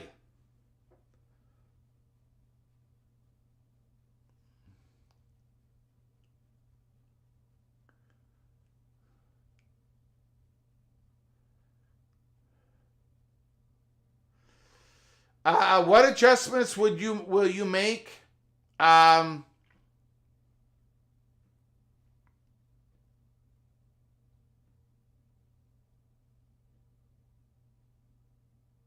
going to go for the field goal. Probably, I probably would come out in the second half and take some shots downfield, because Notre Dame is running downhill on you. Notre Dame has got no fear that you're going to take the cap off their defense. Right down the middle, Indiana puts 3 up on the board.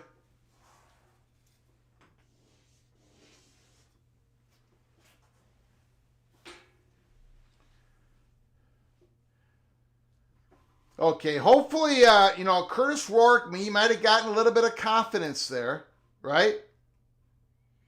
He started the drive 1 of 6. Now he's 6 of 13 for 77 yards. But here is, now, Notre Dame is in a situation where they have the ball here they could have the ball for the rest of the first half, and then they're going to get the ball at the start of the second half. So Notre Dame could have 2 possessions before Indiana touches the ball again. So Notre Dame, Indiana's defense has to get a stop here.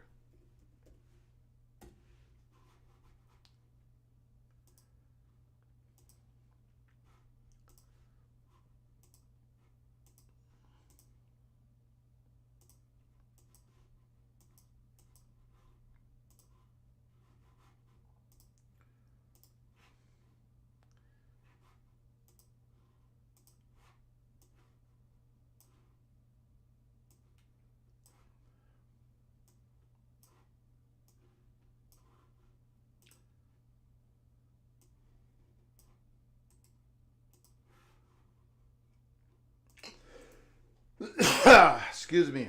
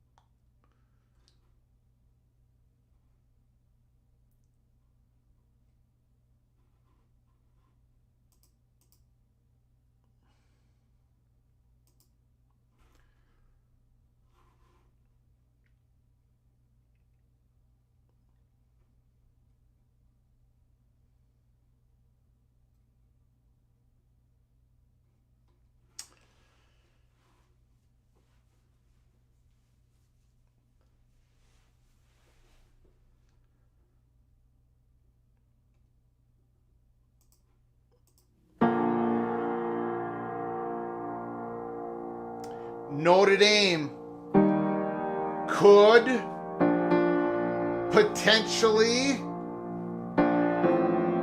go up by 18 points, home stadium, before the end of the half. They could shut the door right now. Can the Fighting Irish get it done? Or can Indiana make a stop? Get some momentum, at least start to feel better at halftime. Here we go.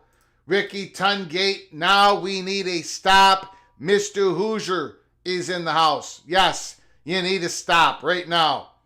Good tackle, Indiana. 3:20 to go. And who knows, if you get a 3 and out, you can get the ball back. First down and 10. Again, I have been impressed. Thank you, Ricky Tungate, Mr. Hoosier, for your generosity once again. Thank you so very, very much. I've been impressed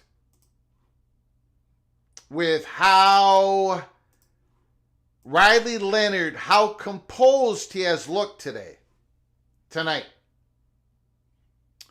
Sometimes he runs too early. He's not doing that. He's letting the play develop. Back to pass again. Now he runs out. Gets a couple yards. He's played a real composed first half.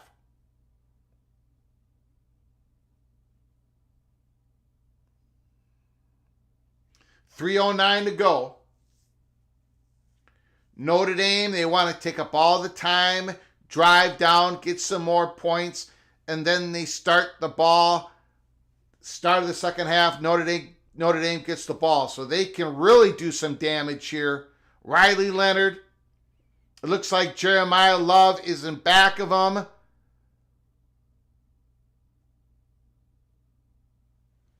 Got nothing there. It's going to be third and about 5. Third and about 5. I don't know, man. You got to get the ball into Jeremiah Love's hands here.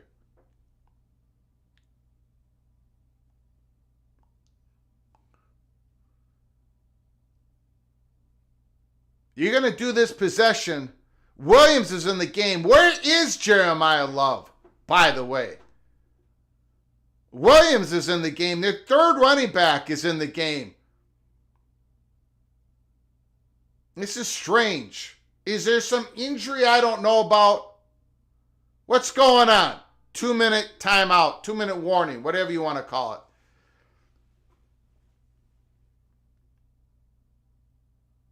it. I don't quite understand what they're doing here.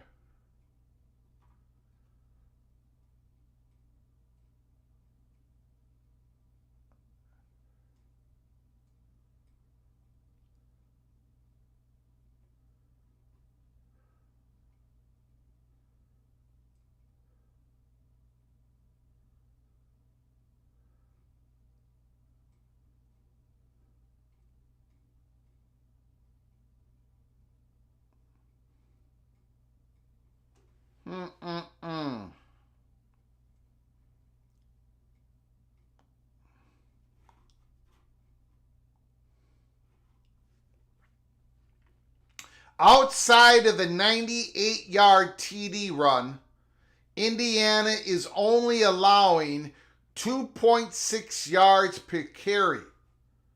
So Indiana's rush defense been bottling up Notre Dame except for that 98-yard run by the great Jeremiah Love. Maybe he did hurt himself in the hurdle. Good point, BJ. Good point. Have the announcers said anything? Because I don't get, I can't get the audio.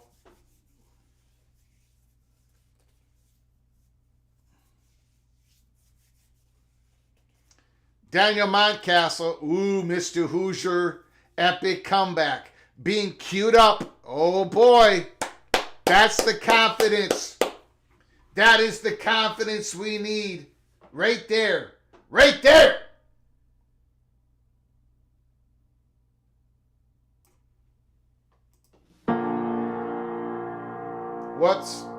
That was not what I was supposed to play. My bad. My bad. Thank you, Daniel Montcastle. Mr. Hoosier, thank you for the super chat. Thank you for your friendship, your generosity. Big night for the Hoosiers. No matter what happens, big, big, big night for Indiana. 14-3. Can they get off the field here? 3rd and 5. Is Jeremiah Love injured? Curtis Rourke, did he get some momentum going, some confidence going, Mr. Montcastle? He looked like the Curtis Rourke that we all watched during the season. He looked pretty good. He looked pretty good. Here we go, 3rd and 5. Thank you, Mr. Montcastle. Riley Leonard has looked good from the beginning of this game. 1 interception off a tip pass.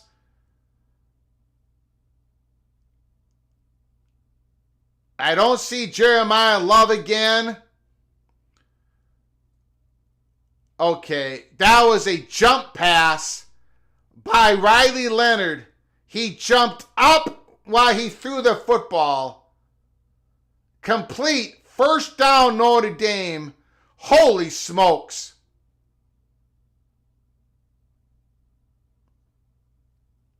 While he was being sacked. Boy, that looked like a catch.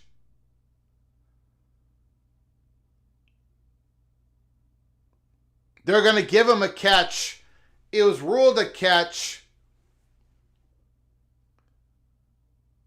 He had his hand on. What a play by Leonard. What a play, my goodness.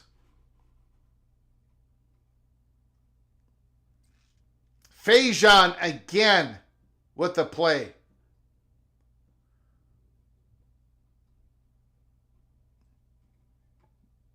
Notre Dame, Jordan Fajon, Chris Mitchell, Bo Collins, Mitchell Evans, Jadarian Price, Jaden Thomas, Aeneas Williams. They've all got to catch this game. All of them.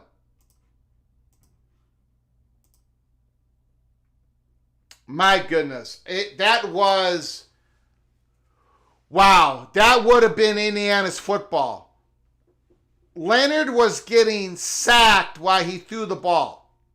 That's one great play. Fajon made a great catch. What are you going to do? When Notre Dame is playing at this level, what are you going to do? They're making plays out there. 1st and 10, 1:50 to go. You just got to hope that Notre Dame starts making mistakes instead of keep making big plays. 1st and 10.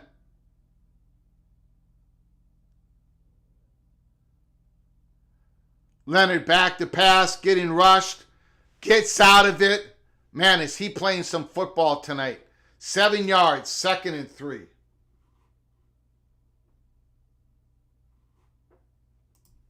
Second and 3.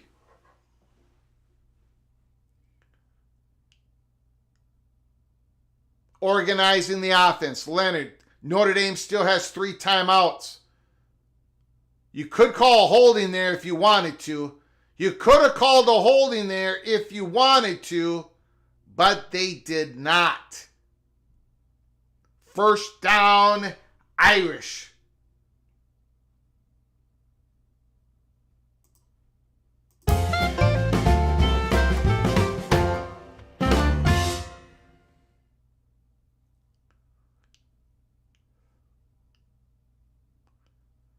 Leonard back to pass, fakes it, dumps it off, missed tackle.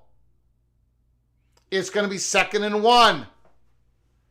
Leonard is playing at a very high level, ladies and gentlemen. Very high level. Look at that. Look at that play. Are you kidding me? Look at that catch.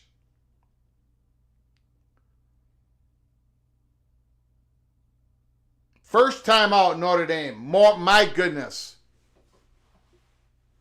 Leonard is making play after play after play.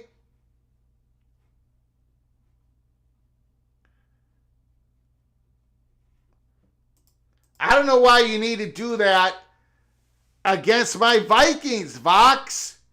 Theismann back to pass. Sidesteps 81. Carl Eller looking downfield. Art Monk makes an acrobatic reception. High steps it into the end zone. Redskins go on to win 17-6. Why did you have to do that against my Vikings? Why why did you have to do that against my Vikings? 2nd and 1. Reasons. Okay. Good enough. That's all I needed to know. That's all I needed to know. 2nd and 1. Irish. They're looking good, baby. They're looking good. Leonard back to pass. He's getting rushed. Good throw, incomplete. Better coverage. 3rd and 1. That's what I want Indiana to do when they get the ball next in the second half. They need to take a shot downfield. They need to get the Irish on their heels. The Irish defense is just going forward. They're running downhill. Take a shot, Indiana, when you get the ball back. 3rd and 1. Big play, big play, big play. 3rd and 1.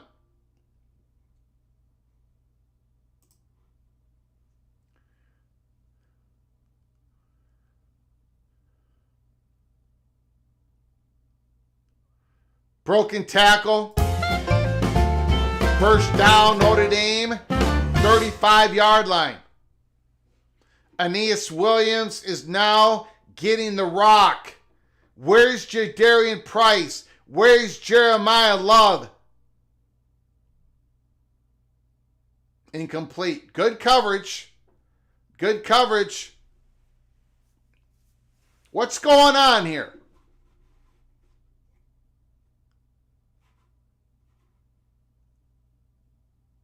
There's Jeremiah Love. Is he okay? What are they saying?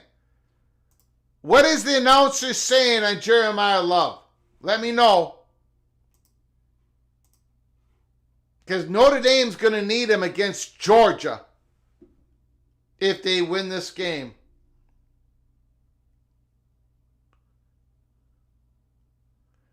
Oh! He got rid of it. But where is the receiver? They hit Leonard again. Indiana's starting to get in there. Did Preston Pearson really push off? Was it Preston Pearson or Drew Pearson? Whoever it was, yes, they pushed off on Nate Wright. The Cowboys win by a Hail Mary. The NFL screws the Vikings. Here we go. 3rd and 10. 3rd and 10.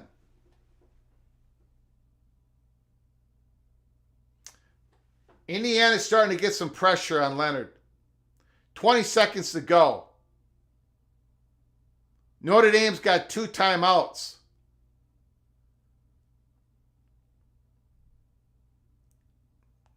High snap, more pressure, dump off. A good move by Aeneas Williams.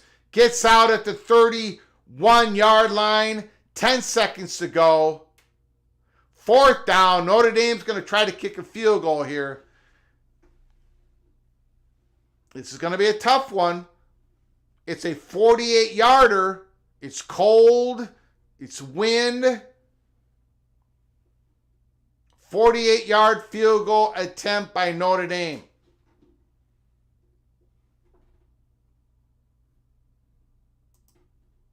Stormy Cyclone, so close in every play.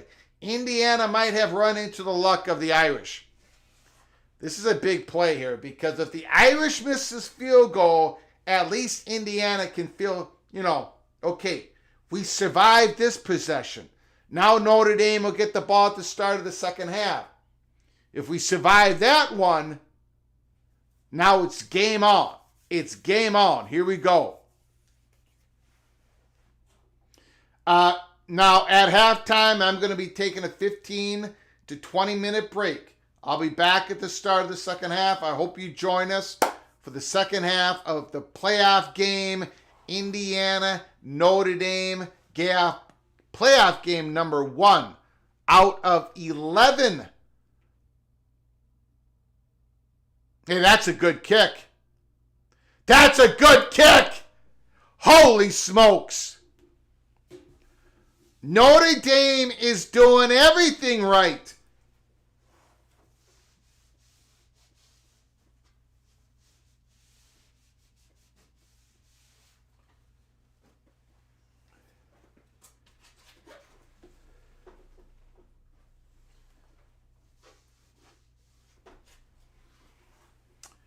I want, when I get back, I want to report on Jeremiah Love. What are the announcers saying about Jeremiah Love?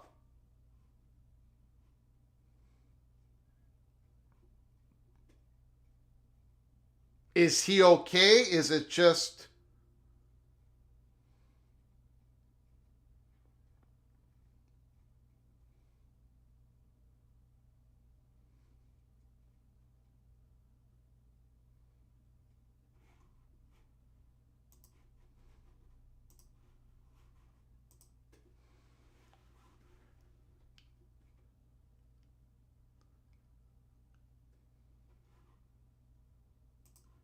Jeremiah Love is hurt.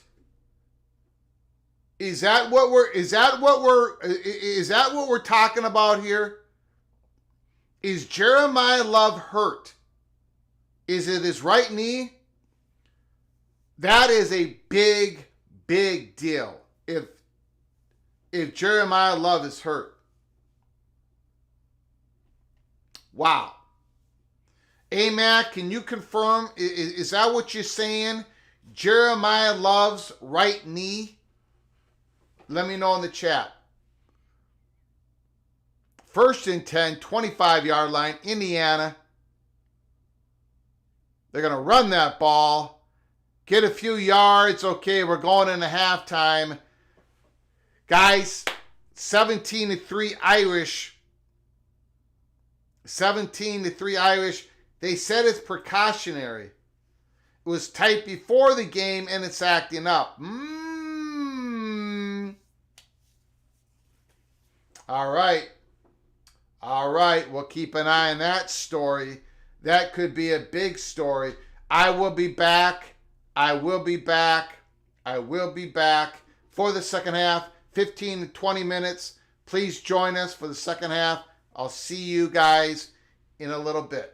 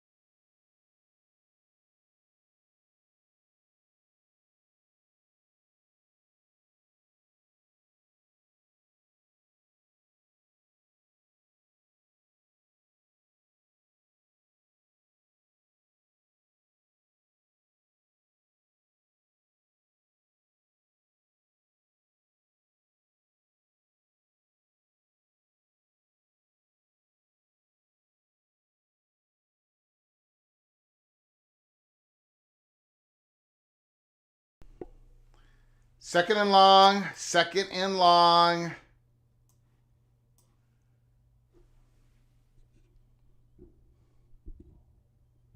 Jeremiah Love gets it again. He must be feeling okay. Now this is a monster of a play here. A monster of a play. Third down. Can Indiana get off the field? Can their defense get off the field? 3rd and 6. A big run back off the opening kickoff in the second half. A reverse, a missed tackle, brought it to the 47-yard line. 3rd and 6. Again, Jeremiah Love started the half.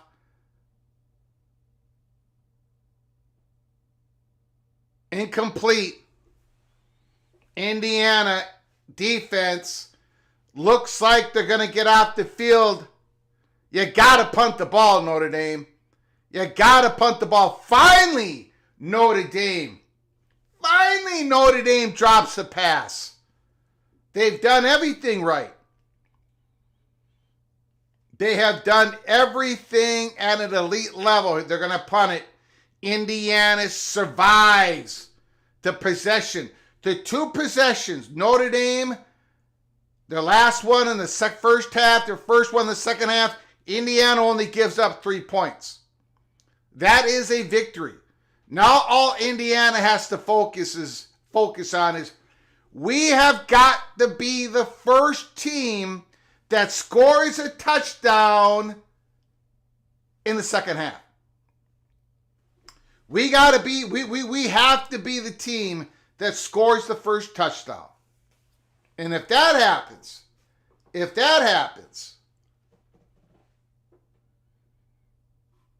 oh, well, to be technical about it, yes, there was a drop earlier. But you know what I'm talking about. Maybe, just maybe, just maybe, everything goes wrong for Notre Dame in the second half. And Indiana catches fire. Who knows? 17-3. Who knows?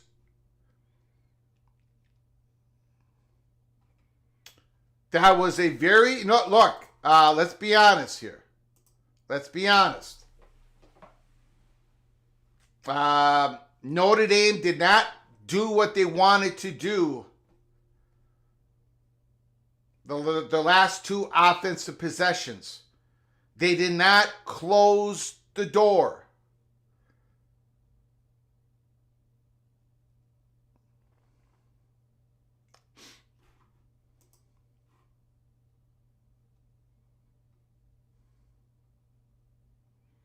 Ross Dellinger, Notre Dame students are unspooling toilet paper rolls on campus playoff games. On campus playoff games. I don't think they're going to be going away. Who knows? Maybe they're going to be adding more on campus playoff games. What if we go to a 14-team playoff or a 16-team playoff with 8 home games, 8 on-campus home games in the first round? Arnegad is in the house. Indiana doesn't seem to do run backs. Yeah, they do a lot of fair catches. Wondering if Cignetti can win big games. Well, he won a lot of big games throughout his career. Of course, this is the biggest one. The biggest one for Indiana. I think if they lose tonight, I don't think you can make a quick judgment. But again, I've seen a lot of quick judgments at halftime. At halftime, when I was helping my mother out and getting something to eat and looking at X, holy smokes. The quick judgments on everybody. Cignetti can't coach. Indiana's terrible. Curtis Rourke is horrible. Alabama should be in the playoffs. My goodness, people are just crazy. People are absolutely crazy. Kirk Cignetti. Indiana here, oh boy. They need a long, successful touchdown drive. They got the 0 off the board. Now they got to go for the touchdowns. And that's a big sack. Notre Dame, big sack.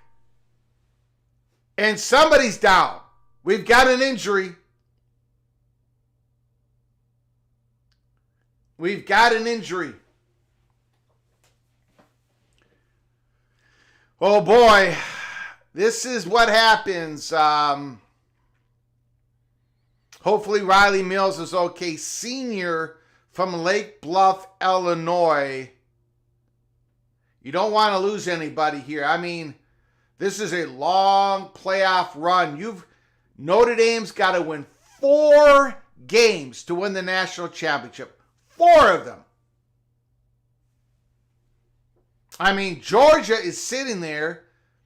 They lost Carson Beck. Gunnar Stockton's going to be the starting quarterback. But they're not getting injured tonight, right? They're resting up. They're watching the game. They're scouting. Notre Dame don't want to be losing anybody tonight.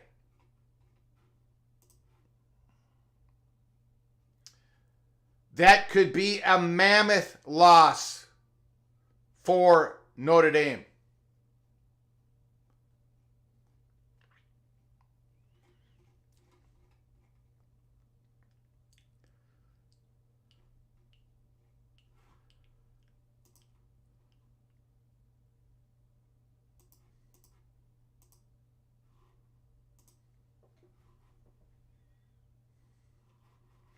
That's the kind of injury that cold weather will cause.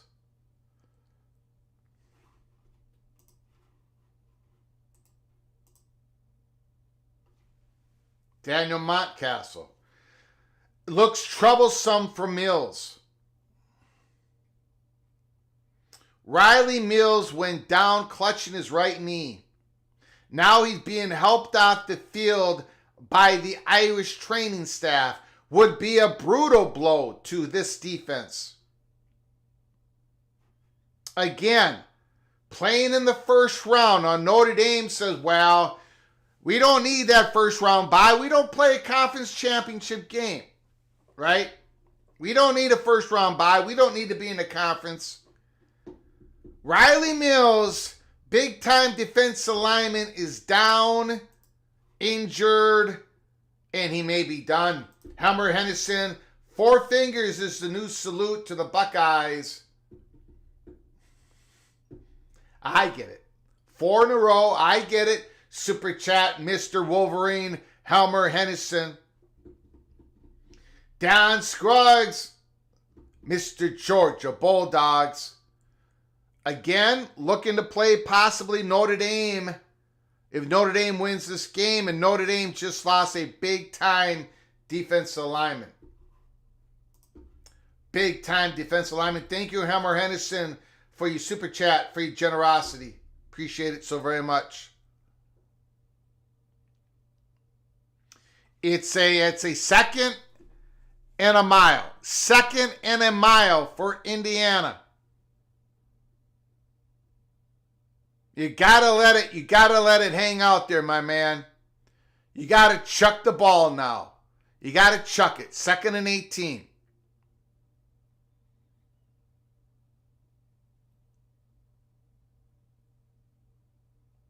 I think they're gonna call offsides on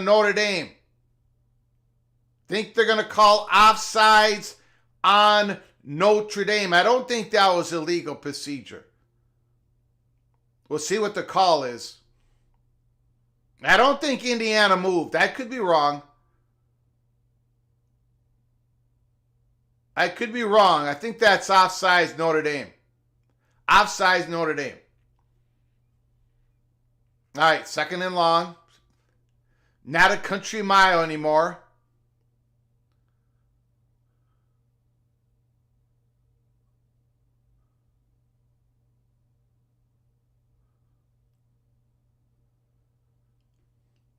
Second and 13.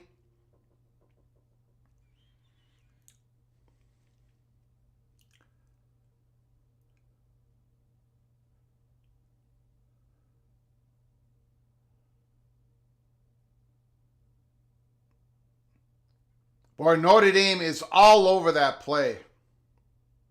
Notre Dame is in a zone, and Indiana is running that play like they're playing man-to-man. Like they believe Notre Dame is in man-to-man.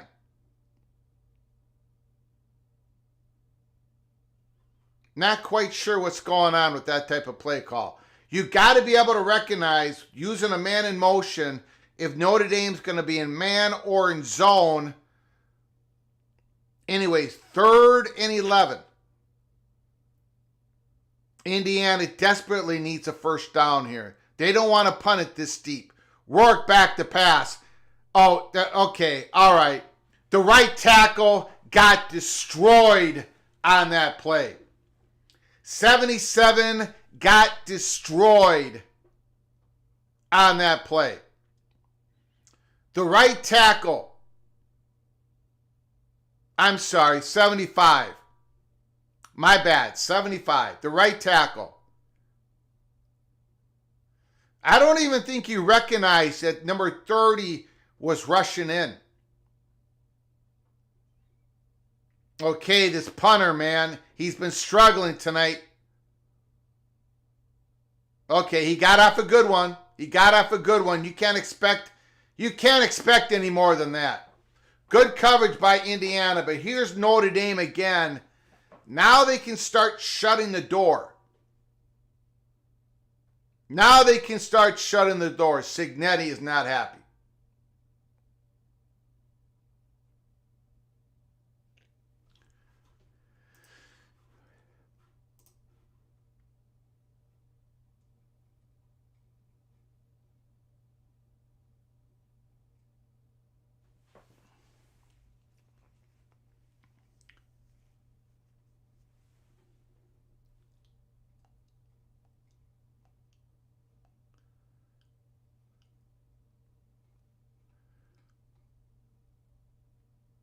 Jadarian Price, couple yards, 2nd and 8. After that 98-yard TD run by Jeremiah Love, Indiana has done a really good job against Notre Dame's running attack. Really good job.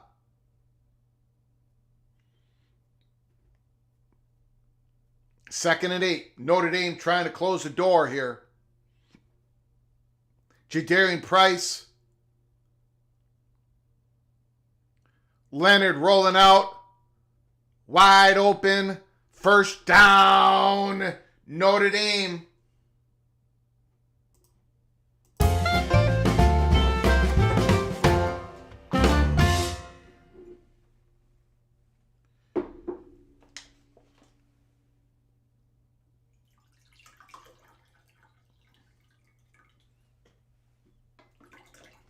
Indiana needs a turnover.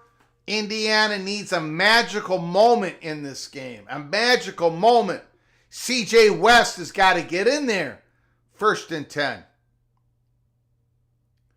Run that ball again. Jadarian Price. It's going to be 2nd and 1. Notre Dame is for real.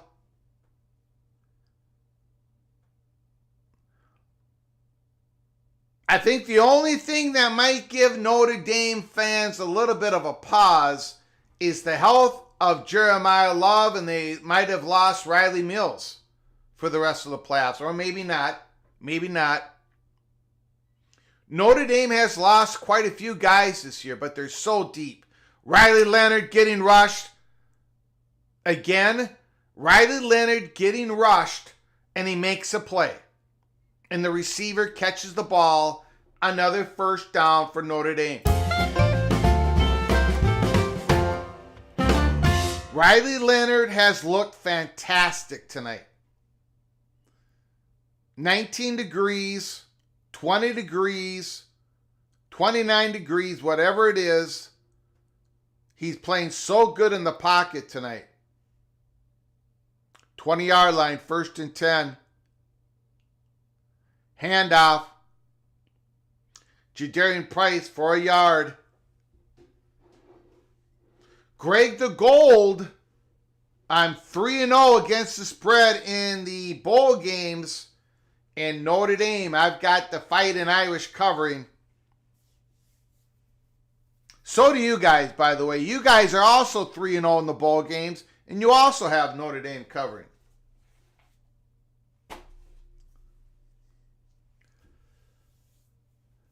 Second and 9.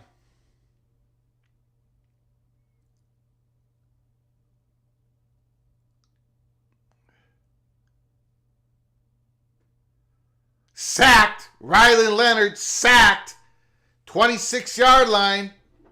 It's going to be 3rd and long. I tell you, man, it's like Notre Dame's 98-yard TD run. And they really, Indiana's done a really good job against the run. It's Riley Leonard who has been so effective this game.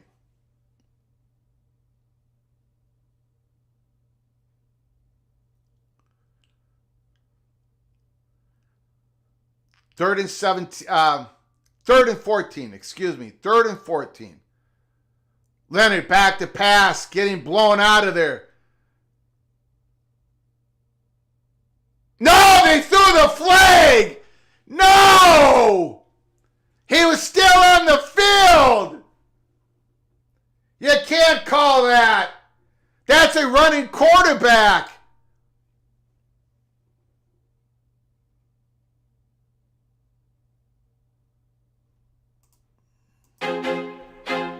I feel like I'm losing my mind.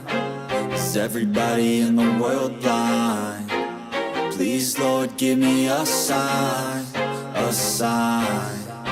I feel like I'm losing my mind. Is everybody in the world blind? Please, Lord, give me a sign. Show it again. Show it again. Everybody on the fake shit. I look around and feel like everybody Show on the it fake is. again. I'm this every day and I'm impatient, hoping one day I blow up from the basement. Statement. Show it again.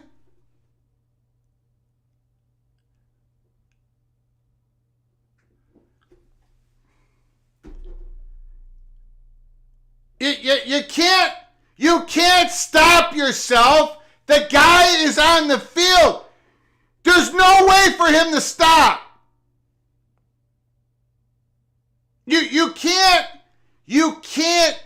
when a quarterback is inbound and the defensive lineman, the defensive player is lunging, the guy can't, I cannot stand calls like that. That quarterback could have turned it upfield. That quarterback could have turned it upfield. They cannot call that. Just because a quarterback gets pushed in the sidelines, you don't automatically throw your flag. And the referee that threw that flag was 1,000 yards the other way. Terrible call. Absolutely horrendous. Terrible call. Absolutely terrible call. My goodness. Anyways, it's 2nd and 2. Notre Dame going to be up 3 scores. Ooh, big tackle there. Maybe not. That's a tackle for loss. It's 3rd and about 5 yards now. You cannot call that. You can't call it, guys. I got water all over my sweatshirt. You can't do that. You cannot do that because that quarterback can run upfield. You got to allow the defensive player to make a lunge for a push out at the time that the quarterback is still in on the field of play. Indiana guy did nothing wrong on that play. 3rd and 4. Leonard rolling out, dumps it off. Aeneas Williams gets tackled at the 11-yard line. It's going to be 4th down. The Irish probably going to kick a field goal and get up 17 points. And Indiana's next drive is a must drive. Yeah, and right, yeah, look, it's absolutely.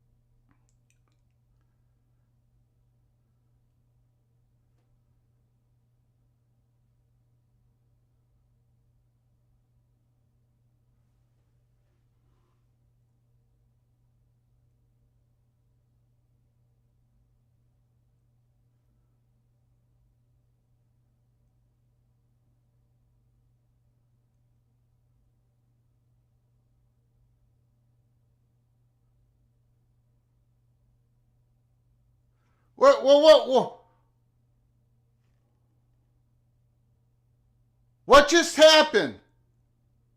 Did Indiana call a timeout? Did Indiana call a timeout?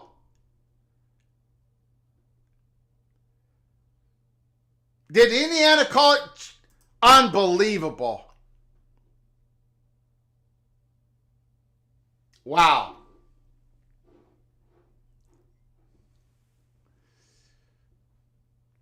Wow.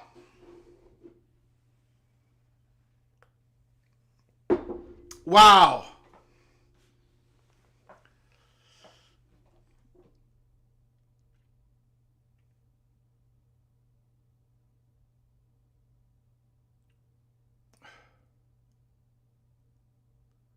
Flag on the field. Woo! Illegal procedure on Notre Dame.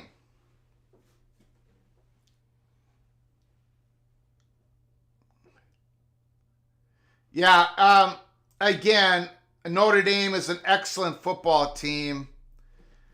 They could be beating a lot of teams by this score. Guys, I think maybe you should wait till the end of the playoffs, then do your evaluations. These quick, like, overreaching judgments on everything, like, if Penn State is beating SMU by 17 points, are we going to say the ACC sucked and SMU should not have been in the playoffs? Who should have been in the playoffs? I got a feeling, and I told myself this, that we were going to see this in the chat room every single playoff game. Instead of focusing on Indiana and Notre Dame, it was going to be, and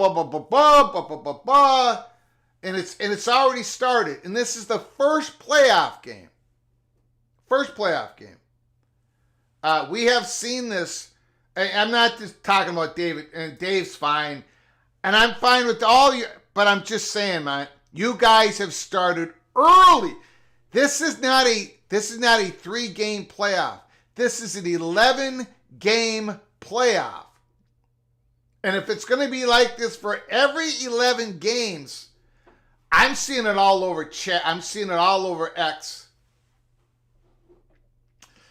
I don't know. It just, I did not think it would start this early, but it started. It has started. I am not, loves to hit, I'm not, I'm not a conference guy. I'm not a conference guy. It's, you know. I mean, Edward, if Texas completely gets crushed by Clemson, are you going to say that about the SEC? Texas didn't play anybody. Texas is not any good. Maybe it's because Clemson had a great game. I mean, why do you guys make such unbelievable judgments on one single game?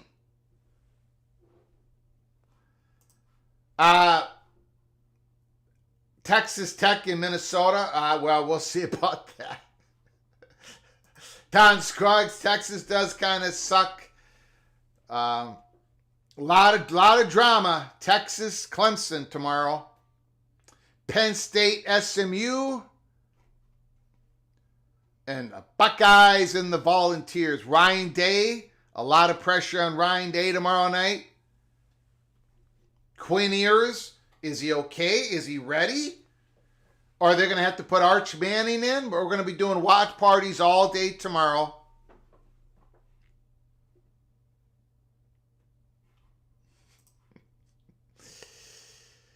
Woo! Well, I got to change the score.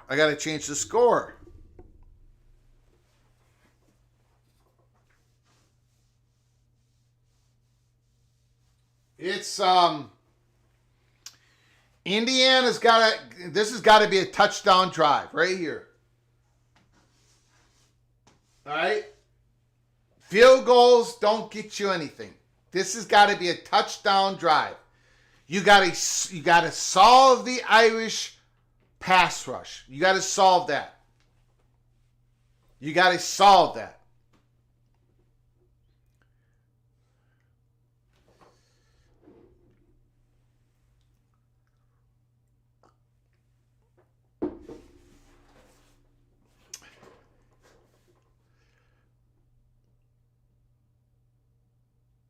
Again, Riley Mills goes out in an injury.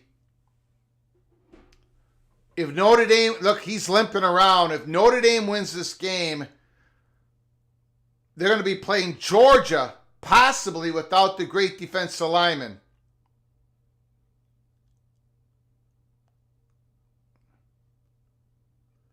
Lawton goes down, 2nd and long. The Irish are flying all over the place. They're flying all over the place. Marcus Freeman had his team ready to play. Holy smokes. Riley Leonard has played a good game. The only setback that the Irish has had tonight is some injuries. They've had a couple of injuries that might play a big part in the next game against Georgia. Bubble screen. It's going to be 3rd and about 3. Being judgmental is fun. I know, but I mean, if you guys, go ahead. Just keep going on. But I do have to call it out once in a while. It's these overreaching, like, whatever. We'll see it again tomorrow, and it's going to be the opposite way. And I think Notre Dame is a great football team. I think they're one of the 4 teams that can win it all, in my opinion. And I'm being judgmental. Oh boy, wide open, and Curtis Rourke missed him. Wide open, and Curtis Rourke missed him.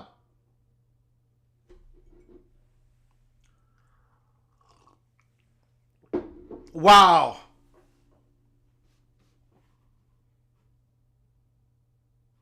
I got to disagree with you, Big Lubbock. Notre Dame had a great offense this year. Unbelievable running game this year. Unbelievable running game this year. And a pretty decent offense, passing offense. I mean, when you have Jeremiah Love averaging over 7 yards per rush, when you have Jadarian Price averaging over 7 yards per rush, when you got Riley Leonard, who ran for over 500 yards, when you got Mitchell Evans, when you got Bo Collins, pretty good offense. They've got a really, I mean, they could win this whole thing. Any watch parties tomorrow, Greg? Yes, all day long. All day long. Thanks for asking, Kerry Goldnose. I appreciate you asking. All day long. The question is, I don't know when I'm going to start. I might not start at the beginning of SMU Penn State. We shall see. But we're going to be doing at least the second half of SMU Penn State. We're going to roll right into Texas and Clemson, and then finish off the Buckeyes and the Volunteers.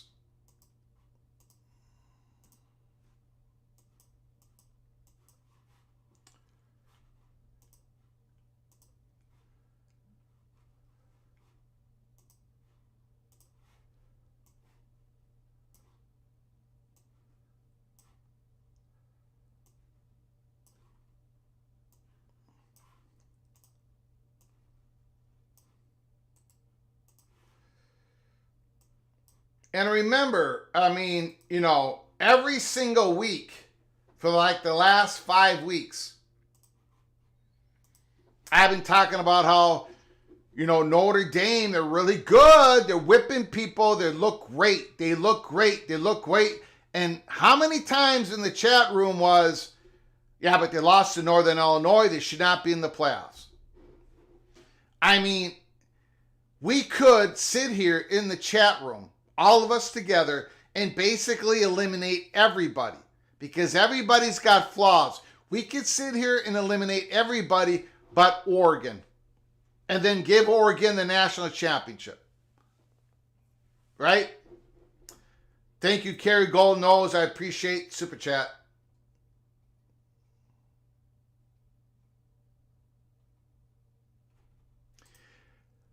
Edward, there's no way this team should be in the playoffs. Well, you better hope, Edward. You better hope.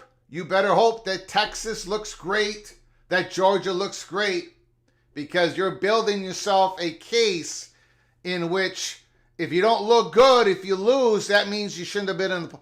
Who should have been in the playoffs if not Indiana? Let me know, Edward. Somebody let me know. Somebody let me know. Don't say Alabama, because they sucked. They lost to Oklahoma. They lost to Vanderbilt. Vanderbilt lost to Georgia State. Tell me the team that was supposed to be in the playoffs. I mean, hey, you know what's going to happen? Hey, guys, you know what's going to happen in the first round of the playoffs? There's going to be 4 teams that lose.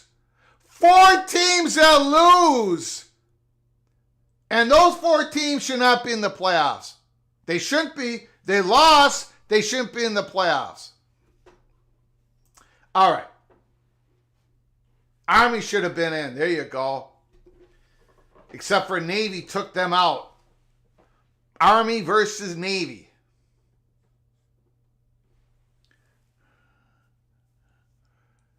There's going to be 3 losers tomorrow. Just remember that. Notre Dame, 32-yard line. Riley Leonard, pitch and catch for 9 yards. 2nd and 1. 2nd and 1. Notre Dame is about to close the door. Bo Collins, who's had a really good year this year. Bo Collins. Riley Leonard has looked outstanding. That game don't count, Greg. I get it. You're right. Maybe I was spoiled with Taj Brooks. But in the SEC championship game, neither team could run the ball. Notre Dame is having a hard time running the ball tonight. Jeremiah Love! Oh, he breaks a tackle! Oh! First down, and he almost had a whole lot more. Jeremiah Love.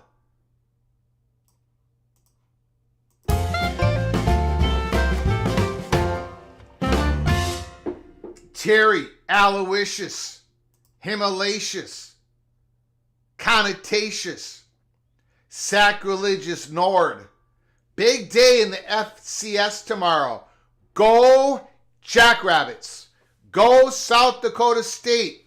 The 2-time reigning, defending, undisputed FCS champions. Are they about to do it again? Ricky Tungate, try the backup about he can run. Thank you for the super chat, Mr. Hoosier, Ricky Tungate.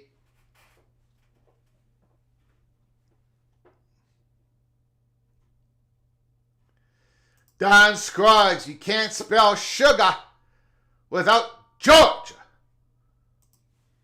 Georgia. I got Georgia on my mind.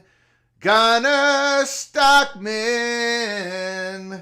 is gonna win the Natty. Something like that. Right, Don Scruggs? Right? South Dakota has a, not South Dakota State Jackrabbits, but South Dakota, their starting quarterback is from Buffalo, Minnesota. And he's the son of a former third-string Minnesota Vikings quarterback. I can't remember the names, but the quarterback of South Dakota is the son of the former third-string quarterback of the Vikings. Not that any of you cared.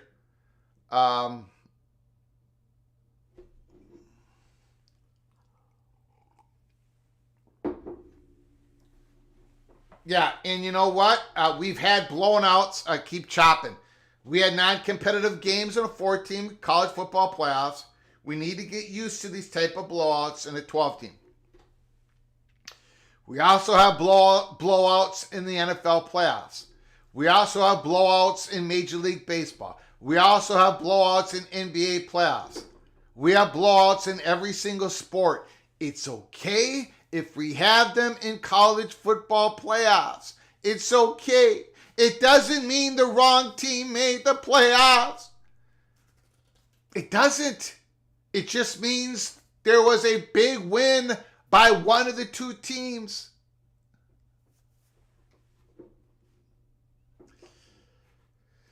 Overreaction Saturday is right around the corner. Tomorrow is Overreaction Saturday. Big games tomorrow. Playoff.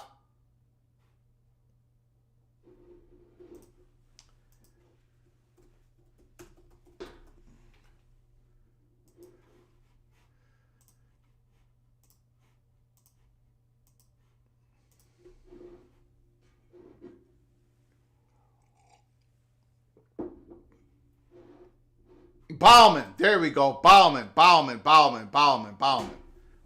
is the starting quarterback of South Dakota, and his father, third string quarterback of the Minnesota Vikings. Something like that.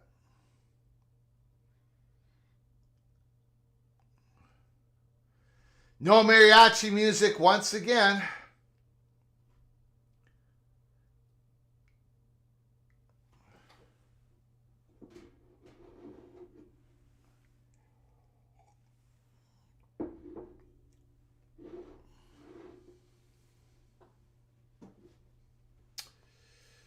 I mean, it's just like Notre Dame has been whooping people this year, right? They play Indiana, they whoop them. Well, again, Notre Dame hasn't played anybody, right? Indiana shouldn't be in the playoffs. It should be Alabama. Where Alabama, they got smoked by way worse teams than Notre Dame. I mean, where does it end? Why do people keep... It's over. It's over. These are the 12 teams. Notre Dame, right now, they're smoking Indiana. Notre Dame looks great. Why can't people just say, Notre Dame looks great. Indiana, no match. And Notre Dame's going to go on to play Georgia. But then you got to throw all this other, Indiana should not. Big Ten sucks. Alabama and South Carolina, they would have beat Notre Dame to about, we got the playoffs. First game, Notre Dame has been the way better team tonight.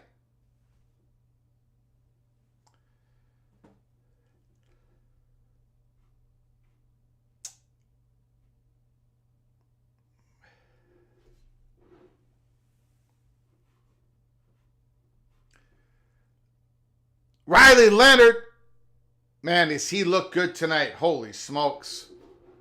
Holy smokes. Just don't get him injured. Don't get Riley Leonard injured.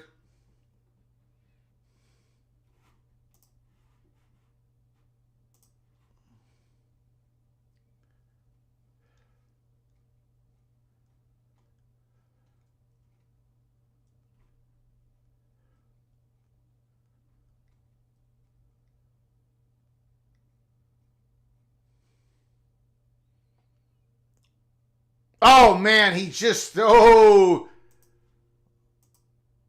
what a throw in a tight window. Tight window, first down.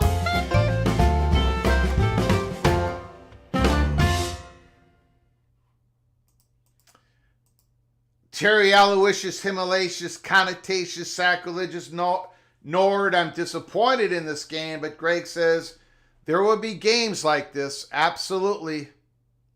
Absolutely.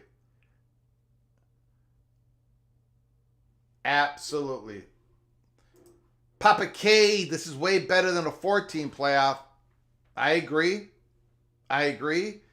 College football has always been judgmental. Yes. But it used to be when you judged a team.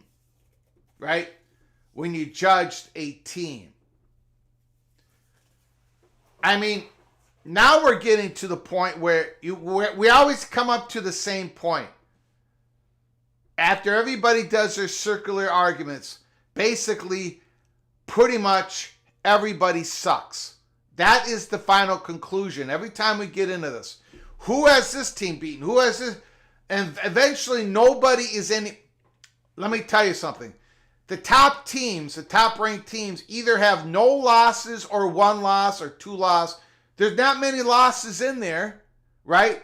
So logically, like besides the top 3 or 4 teams, we always get to this same point. Nobody has beaten nobody. Indiana didn't beat anybody. Notre Dame didn't beat anybody.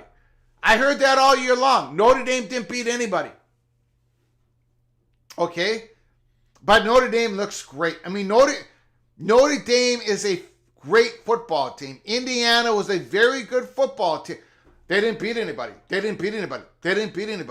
I mean, I'm so like, I mean, who are you comparing them to?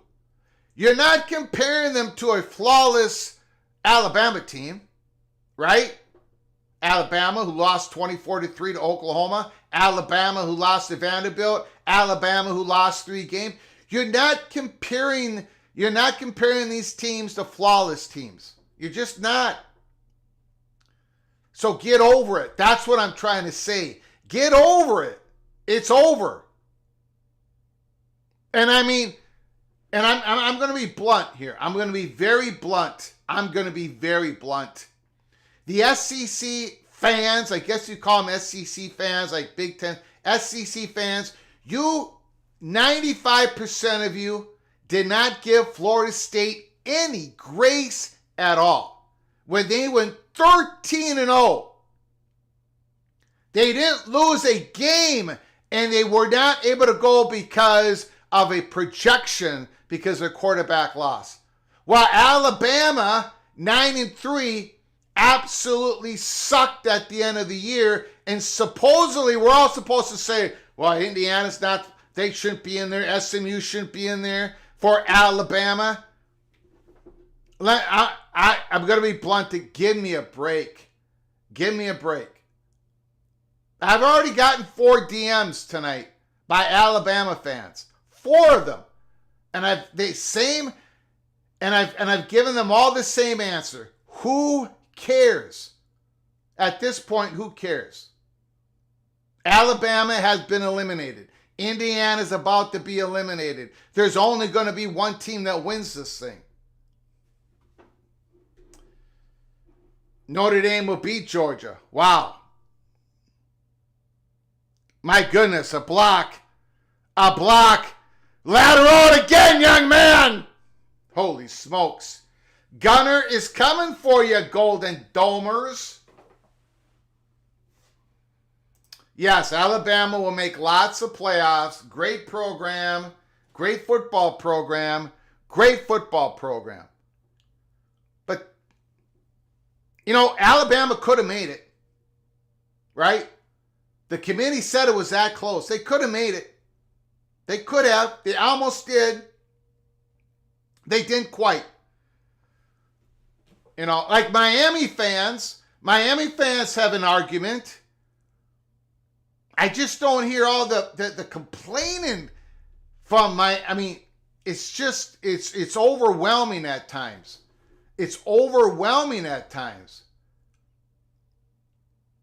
I mean, it's just unbelievable. It really is. No one deserves to go to heaven. Well, dogs do. I tell you that. Does Indiana have life? Throw a bomb for a touchdown. Let's go. Laurent Varnado. Indiana had 2 teams who played for the championship last year on their schedule. Not their fault. Those teams had bad years. Absolutely. Greg, I approve your rant. I mean, no grace was given to the Seminoles last year from SEC fans, most of them. I don't want to paint everybody but no grace whatsoever of a 13-0 Florida State. And yet we have to give all this grace to Alabama this year? Really? And they could have made it, but it just happened that they didn't. So now the whole world has to, during this Indiana game, oh, Alabama should have been in it because Indiana's getting beat. It's just, yeah. It's just, it's mind-boggling. It's mind-boggling. To me, it's absolutely mind-blowing at this point. And again, this is why this is the most unpopular college football YouTube channel in the country. Because at some point, every single month, I get every one of you upset with me. Jamie Bengals girl, I honestly think a play-in game for the last seed would be fun, like you see in the basketball tournament and what the NBA does. Why not have Bama play at SMU last week and the winner plays this week? But then you would have a team that would need to win 5 games to win the national championship. 5 versus some teams that only have to win 3. Think it's just a little bit too much of a disadvantage. But I appreciate the creativity, Jamie Bengals girl. I appreciate it. Let them do it. Same for basketball. Football's a little different. If you're good enough, do it. Conferences need some. Let's just not. This is the first game of the. I've been praying for this playoff format forever, and I finally get what I want. And a Gopher fan never gets what he wants. I finally got what I want. You guys want to change it all around just because it's a 20-3 game in the fourth quarter of the very first game. Leave it alone. Leave it alone. Just let it breathe. Let it, after these playoffs, you all can come on here and say, Greg, it's got to be changed. It's got to be completely changed.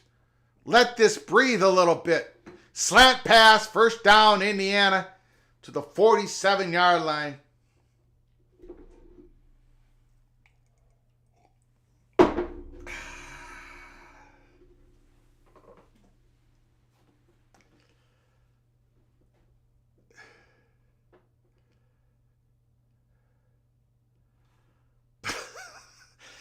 B-Bean, you're just trying to get me going.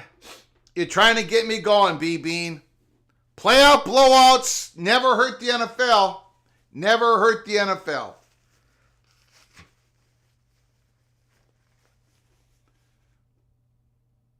Ooh, that should have been picked off. 1st and 10.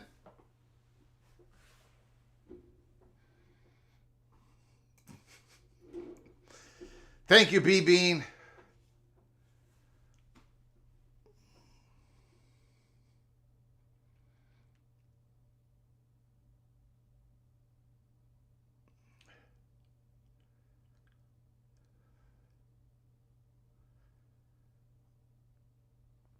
Second and 10.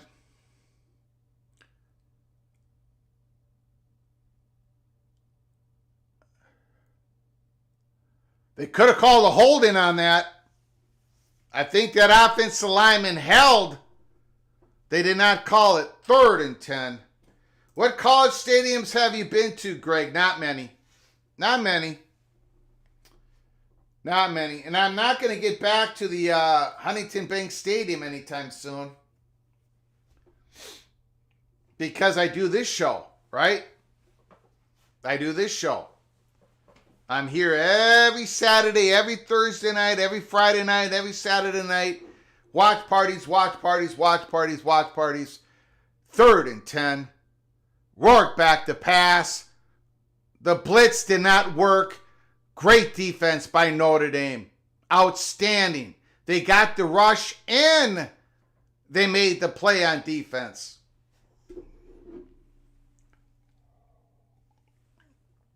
Oh no, we can't have another injury here. Come on, Notre Dame. Notre Dame has been battered and bruised. Riley Mills injured. Jeremiah Love got a little nicked up. Thank you, Hammer Hennison, for your generosity once again. Appreciate it. Thank you, Kerry Goldnose. I appreciate it. Ricky Tungate, Mr. Daniel Montcastle, everybody else who's donated. Appreciate it very much.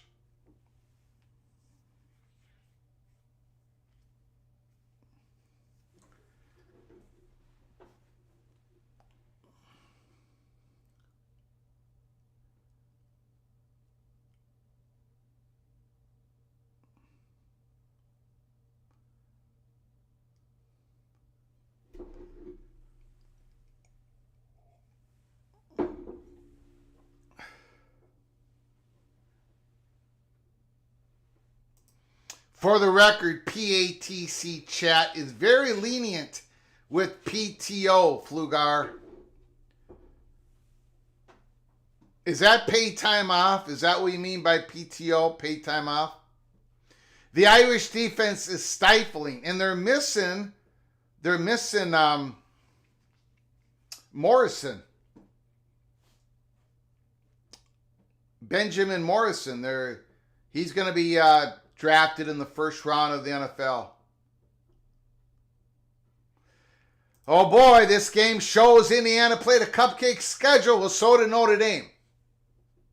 If Notre Dame would be getting beat tonight, everyone would be saying Indiana, looks, it showed Notre Dame played a cupcake schedule.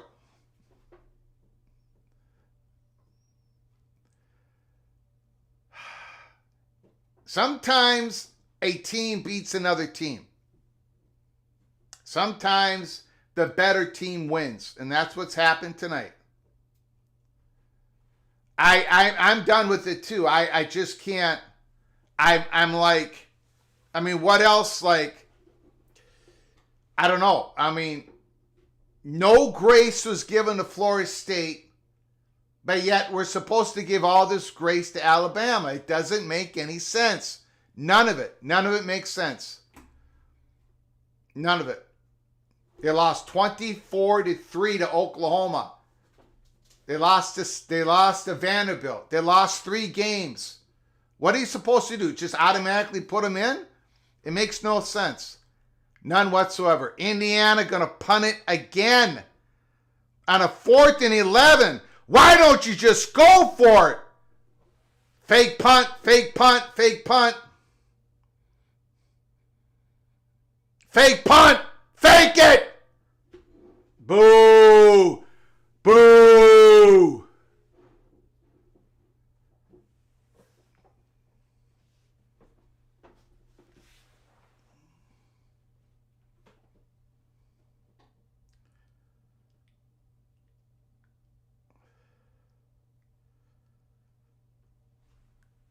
That's terrible. I'm sorry. That's terrible. You got to go for it.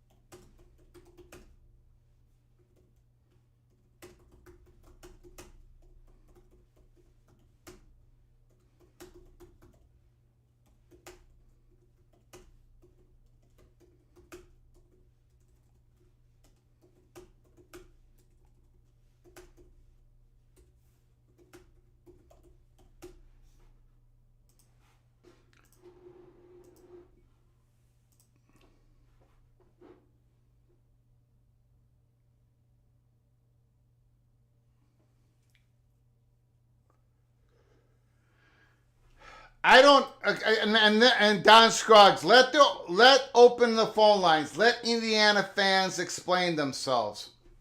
I don't understand that either. Indiana got beat tonight, guys. They got beat tonight. Why is that a shot against Indiana fans? I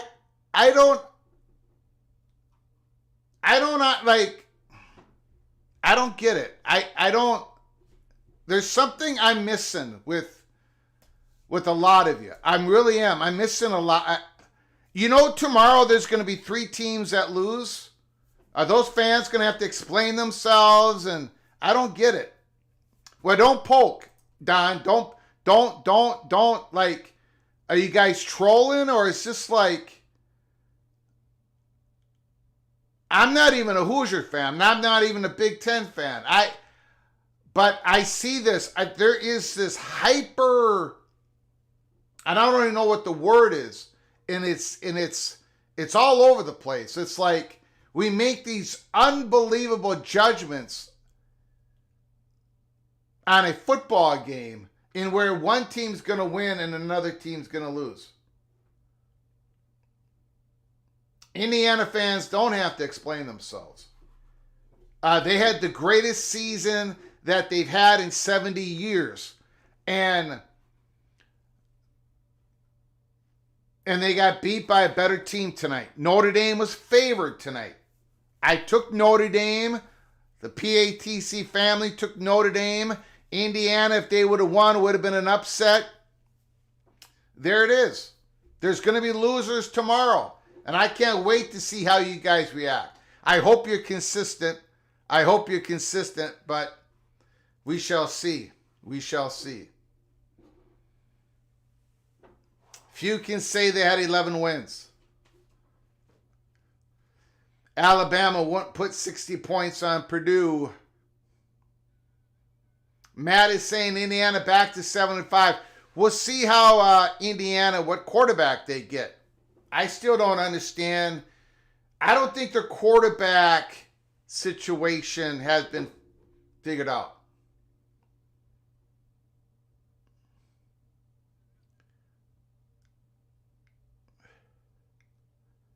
What a play by Leonard.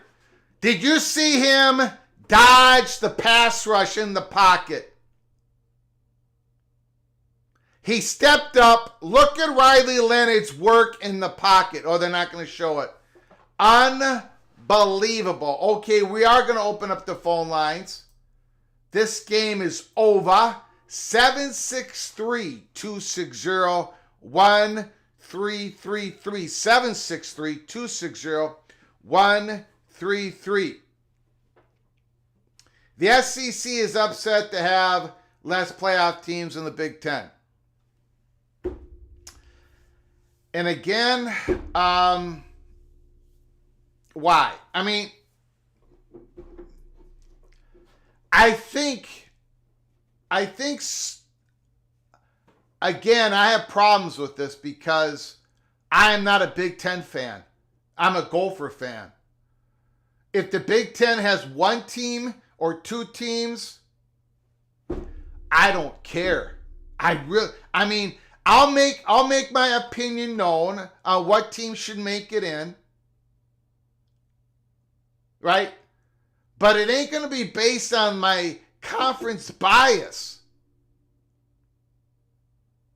Like, why are Big Ten, why are people, I don't get it. Why are Big Ten fans so Big Ten biased when they're watching Big Ten teams? Why are fans of the SEC teams so SEC? It doesn't make any sense to me. The SEC is the most powerful, successful football conference in the country. The most valuable, the most powerful, the most successful. So why does it matter if 4 teams did not get in the playoff? Who cares? Now, if you really think South Carolina should have made it, Alabama should have made it, okay. But this whole This is maroon and gold, baby. This ain't no Big Ten colors. This is maroon and gold. If SMU beats Penn State tomorrow, now I get it, Penn State fans are going to be all upset because they lost the game. I think it's going to be a great story if Jennings goes in there and Penn State and beats them. And I'm not going to be saying, oh boy, the Big Ten is going to crumble and blah, blah, blah, blah, blah, blah. It's just so like you guys you're in your like your little armies, and every little thing that happens you take it as a sword and a spear in your it's just I get it. It's always been a part of it, but now it's more than I mean, you have Alabama fans who truly believe that Alabama should have made it. Okay, I disagree.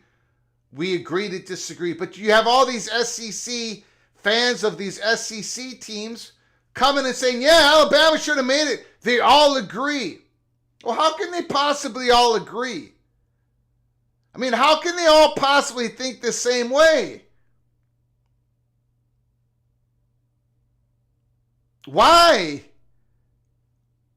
Like, why is Auburn fans thinking the same way as Tennessee fans, as think the same way as Auburn fans? Why? None of you I mean, I haven't had one SEC fan tell me Alabama should not have made it. Why?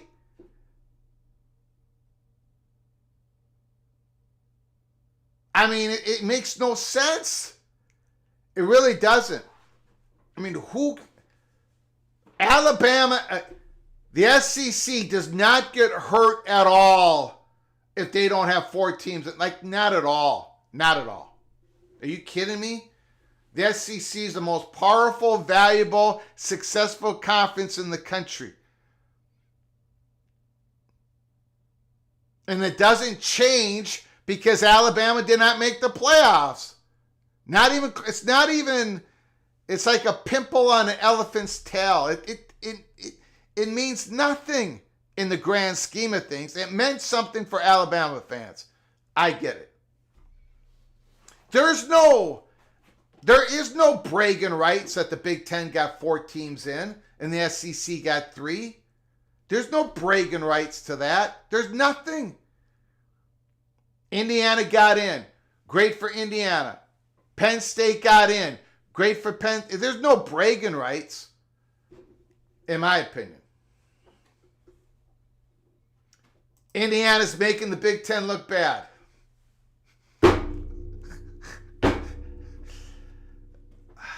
Okay. All right. I guess it's the way it is.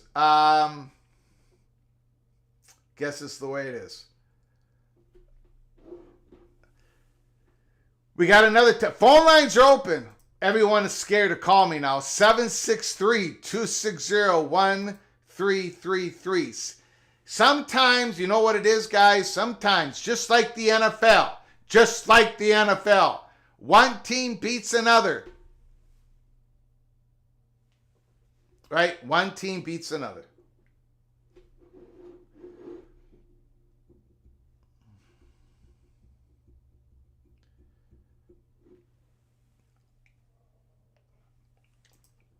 It matters when the your mark look-in happens. That's a good point.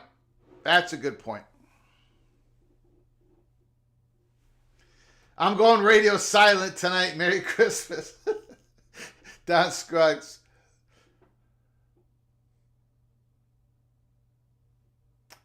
People are trying to change my playoff because of one game. 18 playoff. Leave it alone. Leave it alone. Leave it alone. This is a great 12-team playoff. From Almasiro. Hummus Hero is on the line. The floor is yours. Hey, Greg, I just was going to call in because nobody was calling in, and I figured I think everyone is mad at me. I think everyone is scared of me right now. But Hummus Hero, you are the hero that we need right now to put me in my place.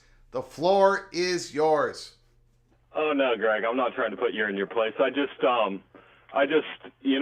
not going to pile on Indiana, or defend them either too much. I just wanted to point out that kind of a underlying thing that's happening here that we're seeing, like with Texas and Indiana, and then you have teams like Georgia or Ohio State, and you see the dichotomy kind of between teams within a given conference. When you have the number of teams that are in these conferences, you're going to have some pretty drastic differences in scheduling. Yep. And I think we're going to see this more and more. With the NFL, they make the schedules based on the previous year's winning percentage. Yep.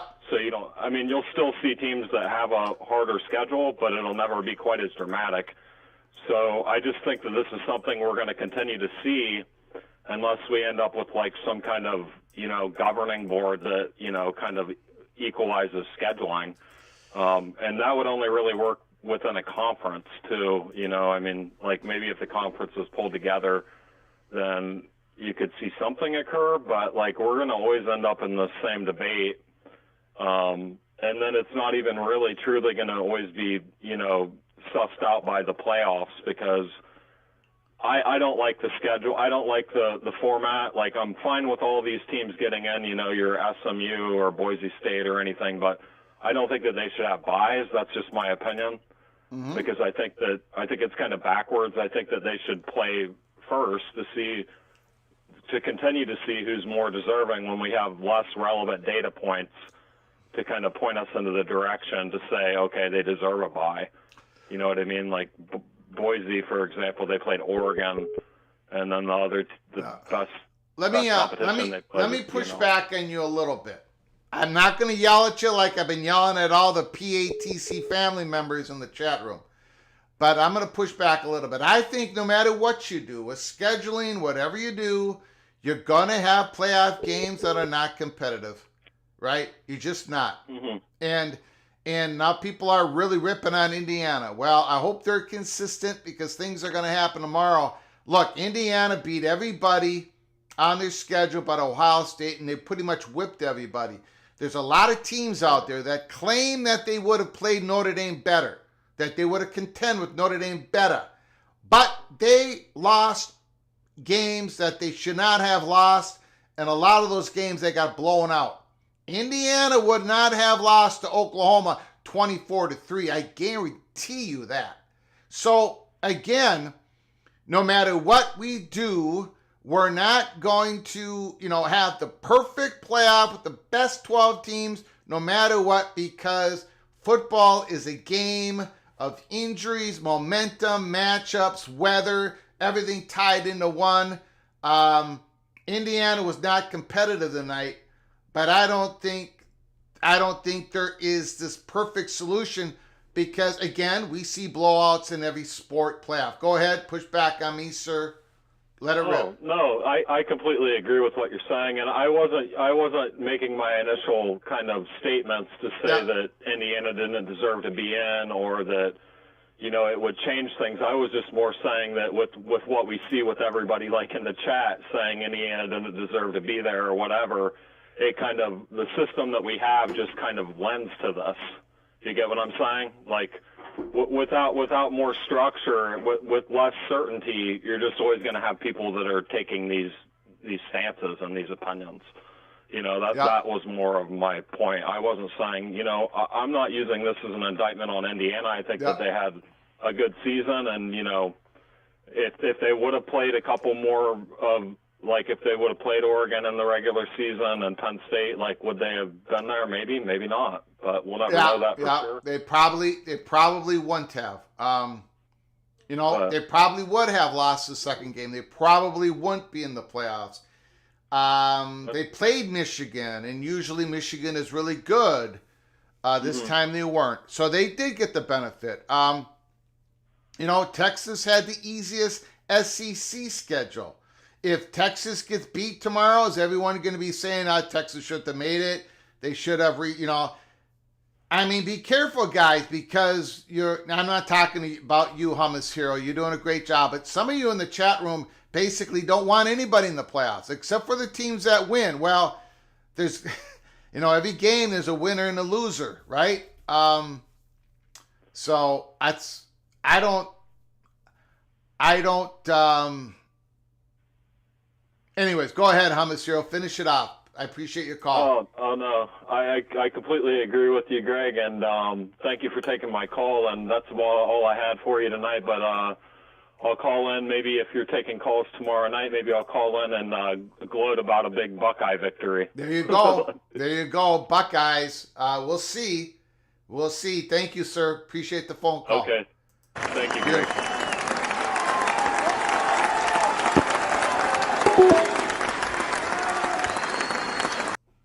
But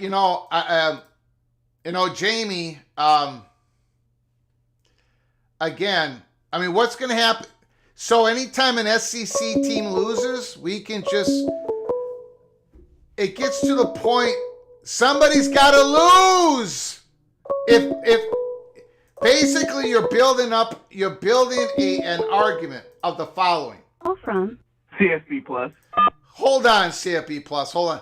If Penn State loses, then the whole narrative is Big Ten sucks, Big Ten sucks, Big Ten sucks. Maybe the Buckeyes shouldn't even be in it. If SMU loses, there's no way that there should be two ACC teams. So no matter what happens, if Notre Dame would have lost tonight, they didn't play anybody, Greg. They didn't play. So no matter what happens, the narrative that you all want, and no matter who it has to fit. Like, we're going to get this narrative to fit. Because, by God, there's going to be a winner, and a loser in all these games. You guys are setting yourselves up to always have your narrative fit. And that doesn't work with me. It doesn't work. Look, it was very close on who was going to be 11, 12, 13, 14, 15. It happened to go this way. It could have went a different way. But you cannot, why is there so much fight? That's my question. Why is there so much fight? There was no injustice. Maybe the decision, no, it was very close. It could have went the other way. But you're talking about teams that lost 3 times. You're talking about Alabama, who got absolutely skull-drugged. They got absolutely whopped by Oklahoma. Like an Oklahoma team that was quitting at the end of the year. An Oklahoma team that got beat after they beat Alabama. My God, why so much of the fight? I don't get it. At this point, it doesn't make sense. Okay, Indiana should have made it. Okay, well, they did. At this point, guys, and again, I'm going to say this.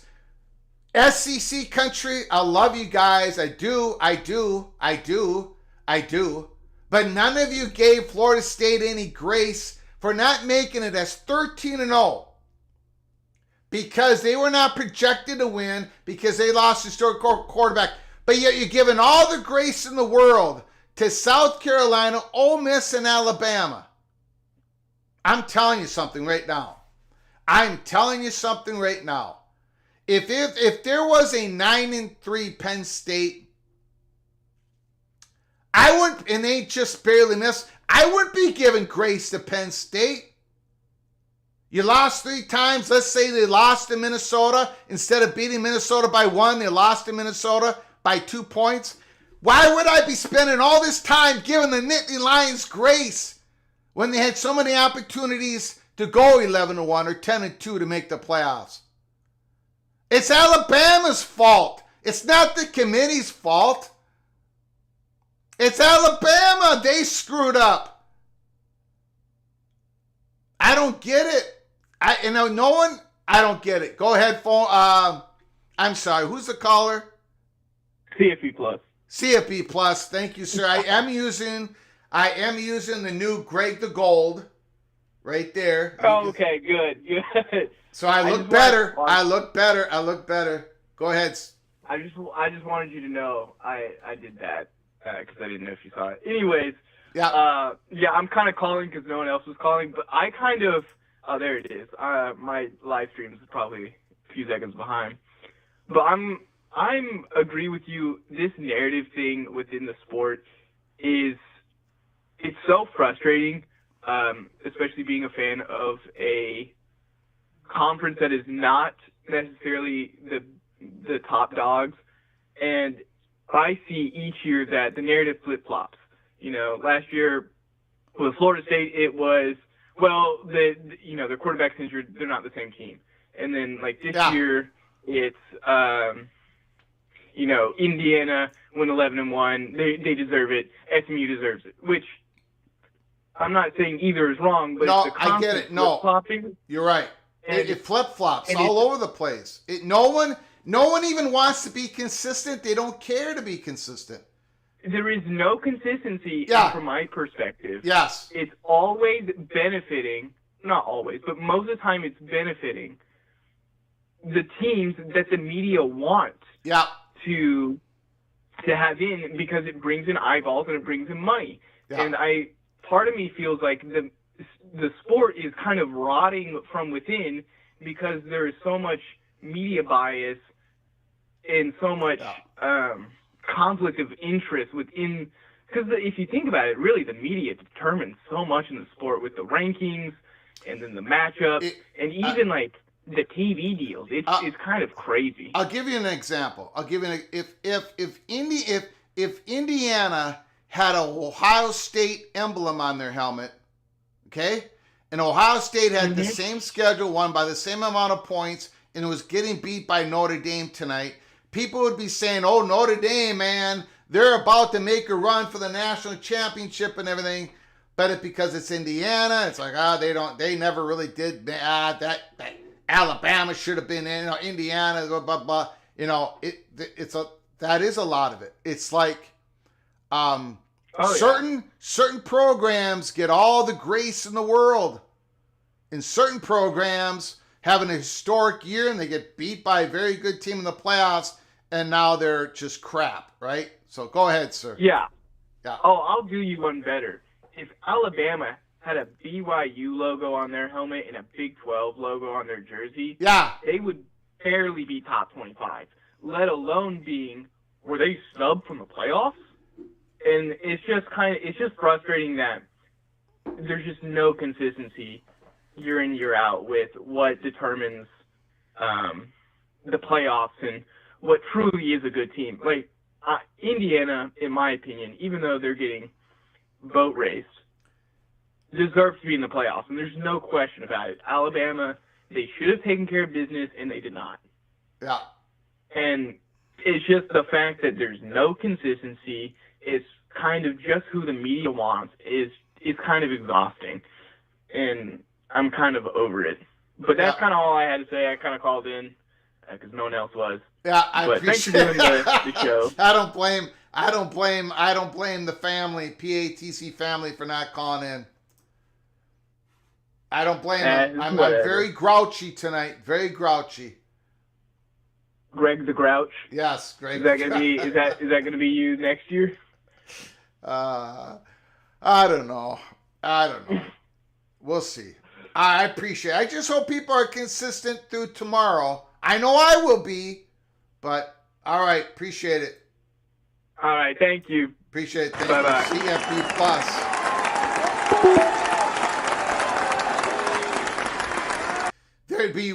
There would be Helmer Henderson. There would be less rancor if each conference had one team. We know that's not going to happen. Thank you for the super chat. I appreciate it. I appreciate it.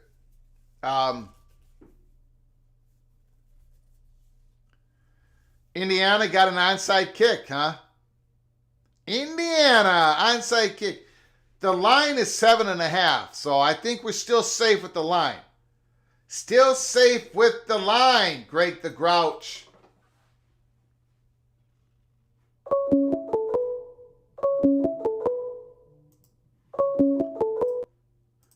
from Chris Curtis.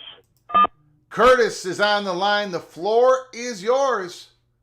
How you doing, Greg? You're having all kinds of fun. Yes, I am. Yes, I am. And I think the PATC family is taking me with good heart. I'm not really mad at you guys.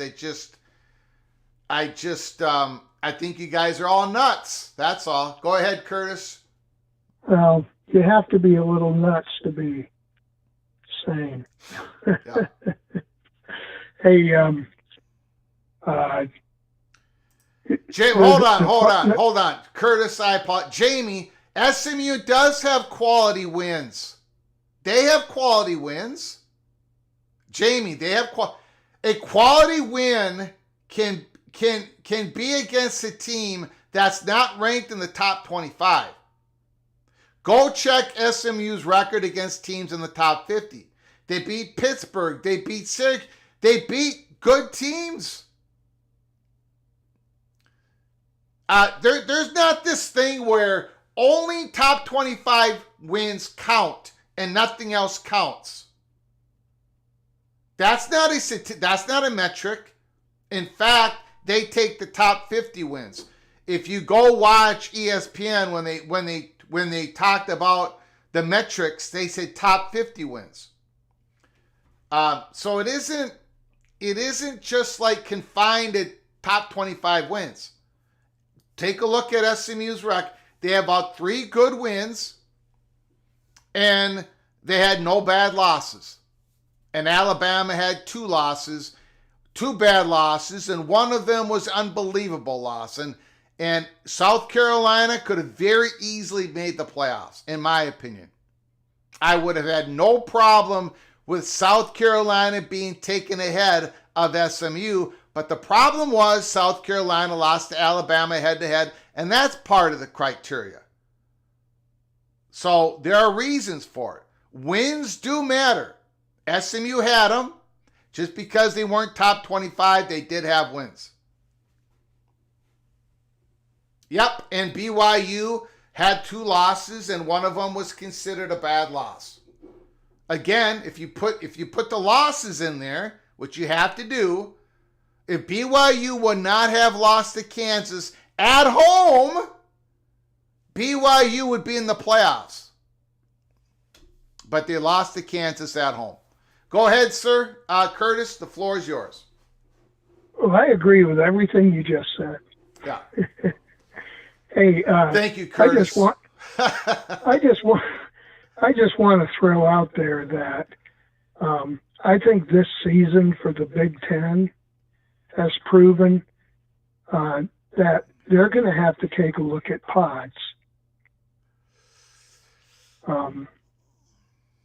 Because divisions don't work because it doesn't spread the teams out even enough, but they're going to have to take a look at pods. And over a 3-year period, they'll be able to play every team in the league by going that route. But if you want to have a quality schedule, I'm really thinking that's the way to go. If they go to pods, they're going to have to add 2 more teams, right? Well, I think that'll happen pretty easily if the Big Ten and the SEC square off with that scheduling alliance. Because that's going to really clog up the pipelines. Yeah. It's going to make a lot of problems for a number of schools. A lot of the G5 schools may not have as much of an easy chance to play teams from those 2 leagues, and it's going to cause massive problems for ND. Yeah. Because if they can't play teams from the Big Ten or SEC, I think Notre Dame will still be able to continue scheduling teams for the Big Ten and the SEC. I mean, they have just arranged more games with the SEC and Big Ten teams. I think the problem with that is I'm not sure that Notre Dame is going to be able to increase their media rights the dollars with NBC. Like, I think if there is some sort of scheduling agreement between the Big Ten and the SEC, both those conferences will probably, I'm speculating a little bit here, but I think they're both going to be able to squeeze out a little bit more money from their media partners, and I don't think Notre Dame's going to be able to do that. But I do think Notre Dame's going to be able to keep scheduling teams, Big Ten and the SEC. But go ahead, sir.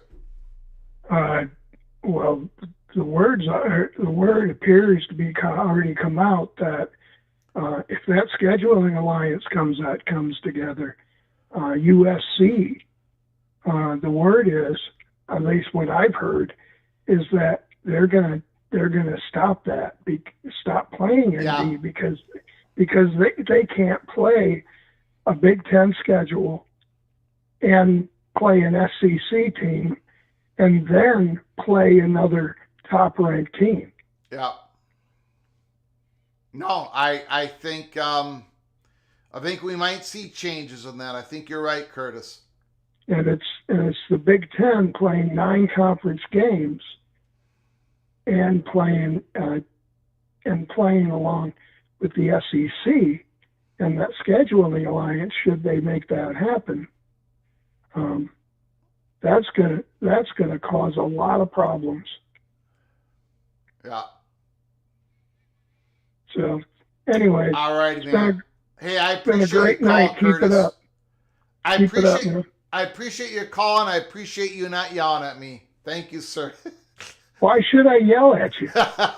I'm just kidding. I got no reason to yell at you. I know. Brother, I'm just saying. man. I'm getting yelled at by everybody in the chat. So I got one guy, Curtis, on my side.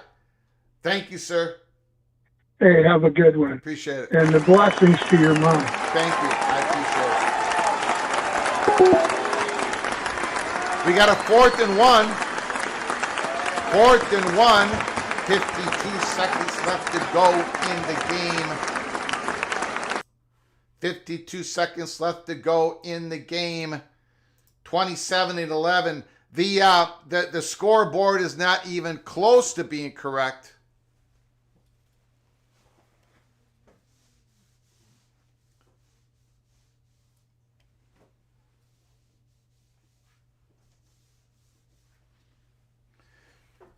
Indiana was a great story this year, though, man. Wow. What a season. What a season.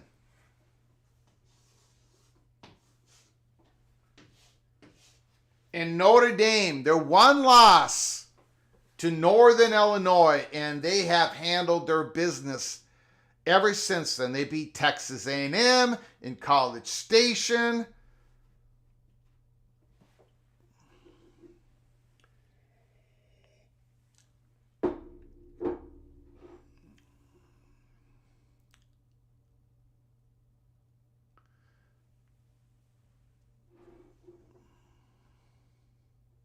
Another first down, Indiana, 30 seconds to go. Got to throw it in the end zone here. 2nd down and 10, 31 seconds to go. You got to take your shots. You got to take your shots.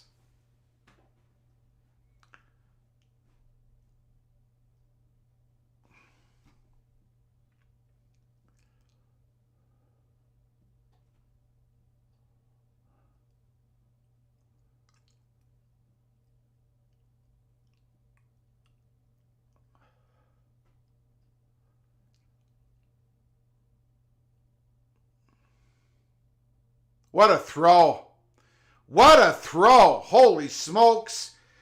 I haven't done this for Indiana all day, so I'm going to make sure I do this. Touchdown! Touchdown! Touchdown! Now, wait a second. Wait a second. Oh, wait. 7.5 point spread. 7.5. It's 7.5 point spread. We got the line at 7. Okay, all right. We're okay. I got Notre Dame minus 7.5. Going for 2 points.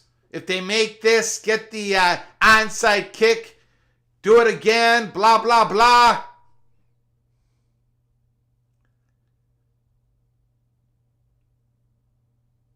Oh, he was wide open. Did number 1 tip that ball away? Did number 1 get that ball? I thought he was wide open. I thought he was wide open. When he threw that ball, oh, he did tip it away. What a play by number 1. Holy smokes. I bet Curtis Rourke thought he had that. I bet Curtis Rourke thought he had that. Okay, now, no bad beats here. No bad beats. Come on, Notre Dame, cover this up. Cover this up.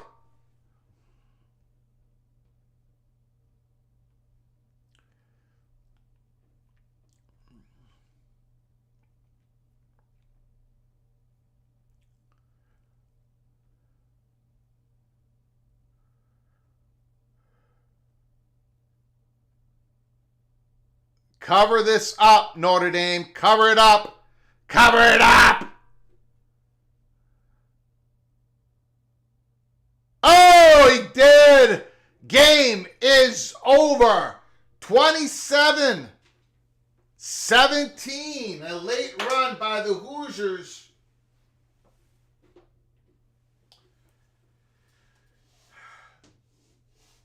(27-17). Notre Dame, congratulations to Notre Dame Fighting Irish. A victory going to the second round. Notre Dame versus Georgia in the Sugar Bowl. Holy smokes. Well, you're going to have Riley Leonard against Gunnar Stockton.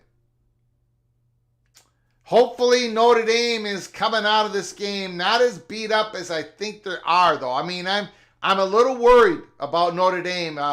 Jeremiah Love, of course, the big defensive lineman, he got hurt tonight. A couple other guys got hurt tonight by Notre Dame, number 30. So we shall see. Notre Dame versus Georgia. Not Carson Beck, but Gunnar Stockton. We shall see. Stockton didn't look all that bad. He looked pretty good. It's a big moment for him. I want to thank everybody who joined us tonight. Notre Dame 27, Indiana 17. I love this playoff format. You all want to change it on me. Just let it breathe. We'll see how it is at the end. But the first game is in the books. Tomorrow we're going to be doing a watch party for all the games. We might be late on the SMU Penn State game, but we will be on. Please, if you haven't done so yet, subscribe to the channel. Open up those notifications.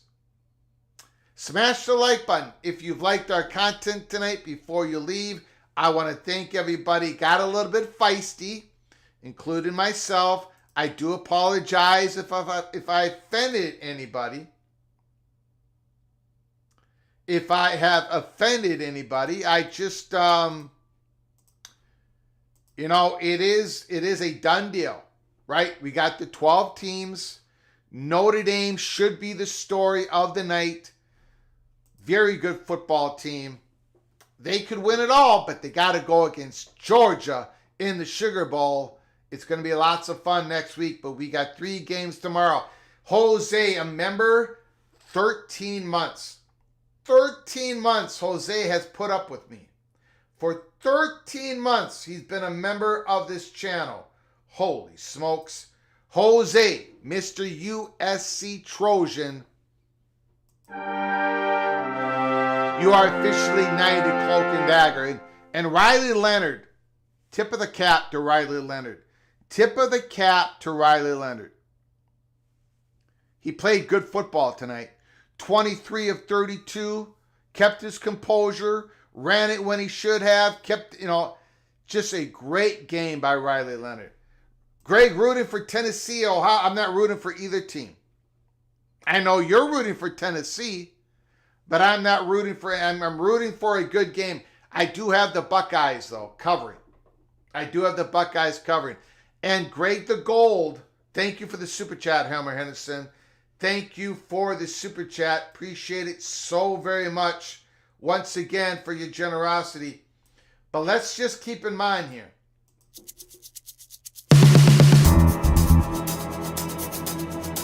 Greg the goal. Greg the goal is 4-0.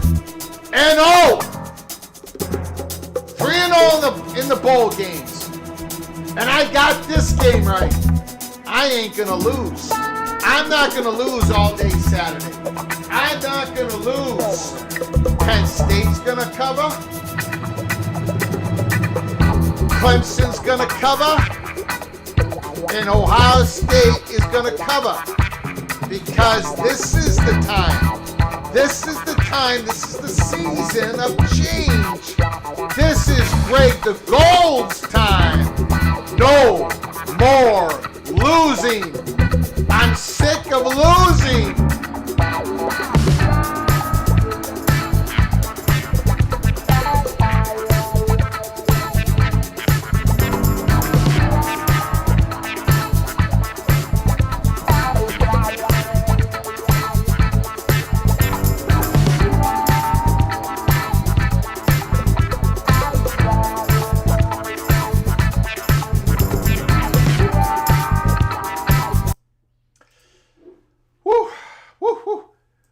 Thank you, Jamie, and as you as well. I know we just like to throw elbows. We like to disagree. I appreciate you, Jamie, so very much. Thank you so very much. I'm ready to play. I'm exhausted. I'm absolutely exhausted. I am going to bed. I am going to bed. Steve McNeely, I'm glad you were able to listen to this crazy, well, I don't know what this was. Again, join us tomorrow.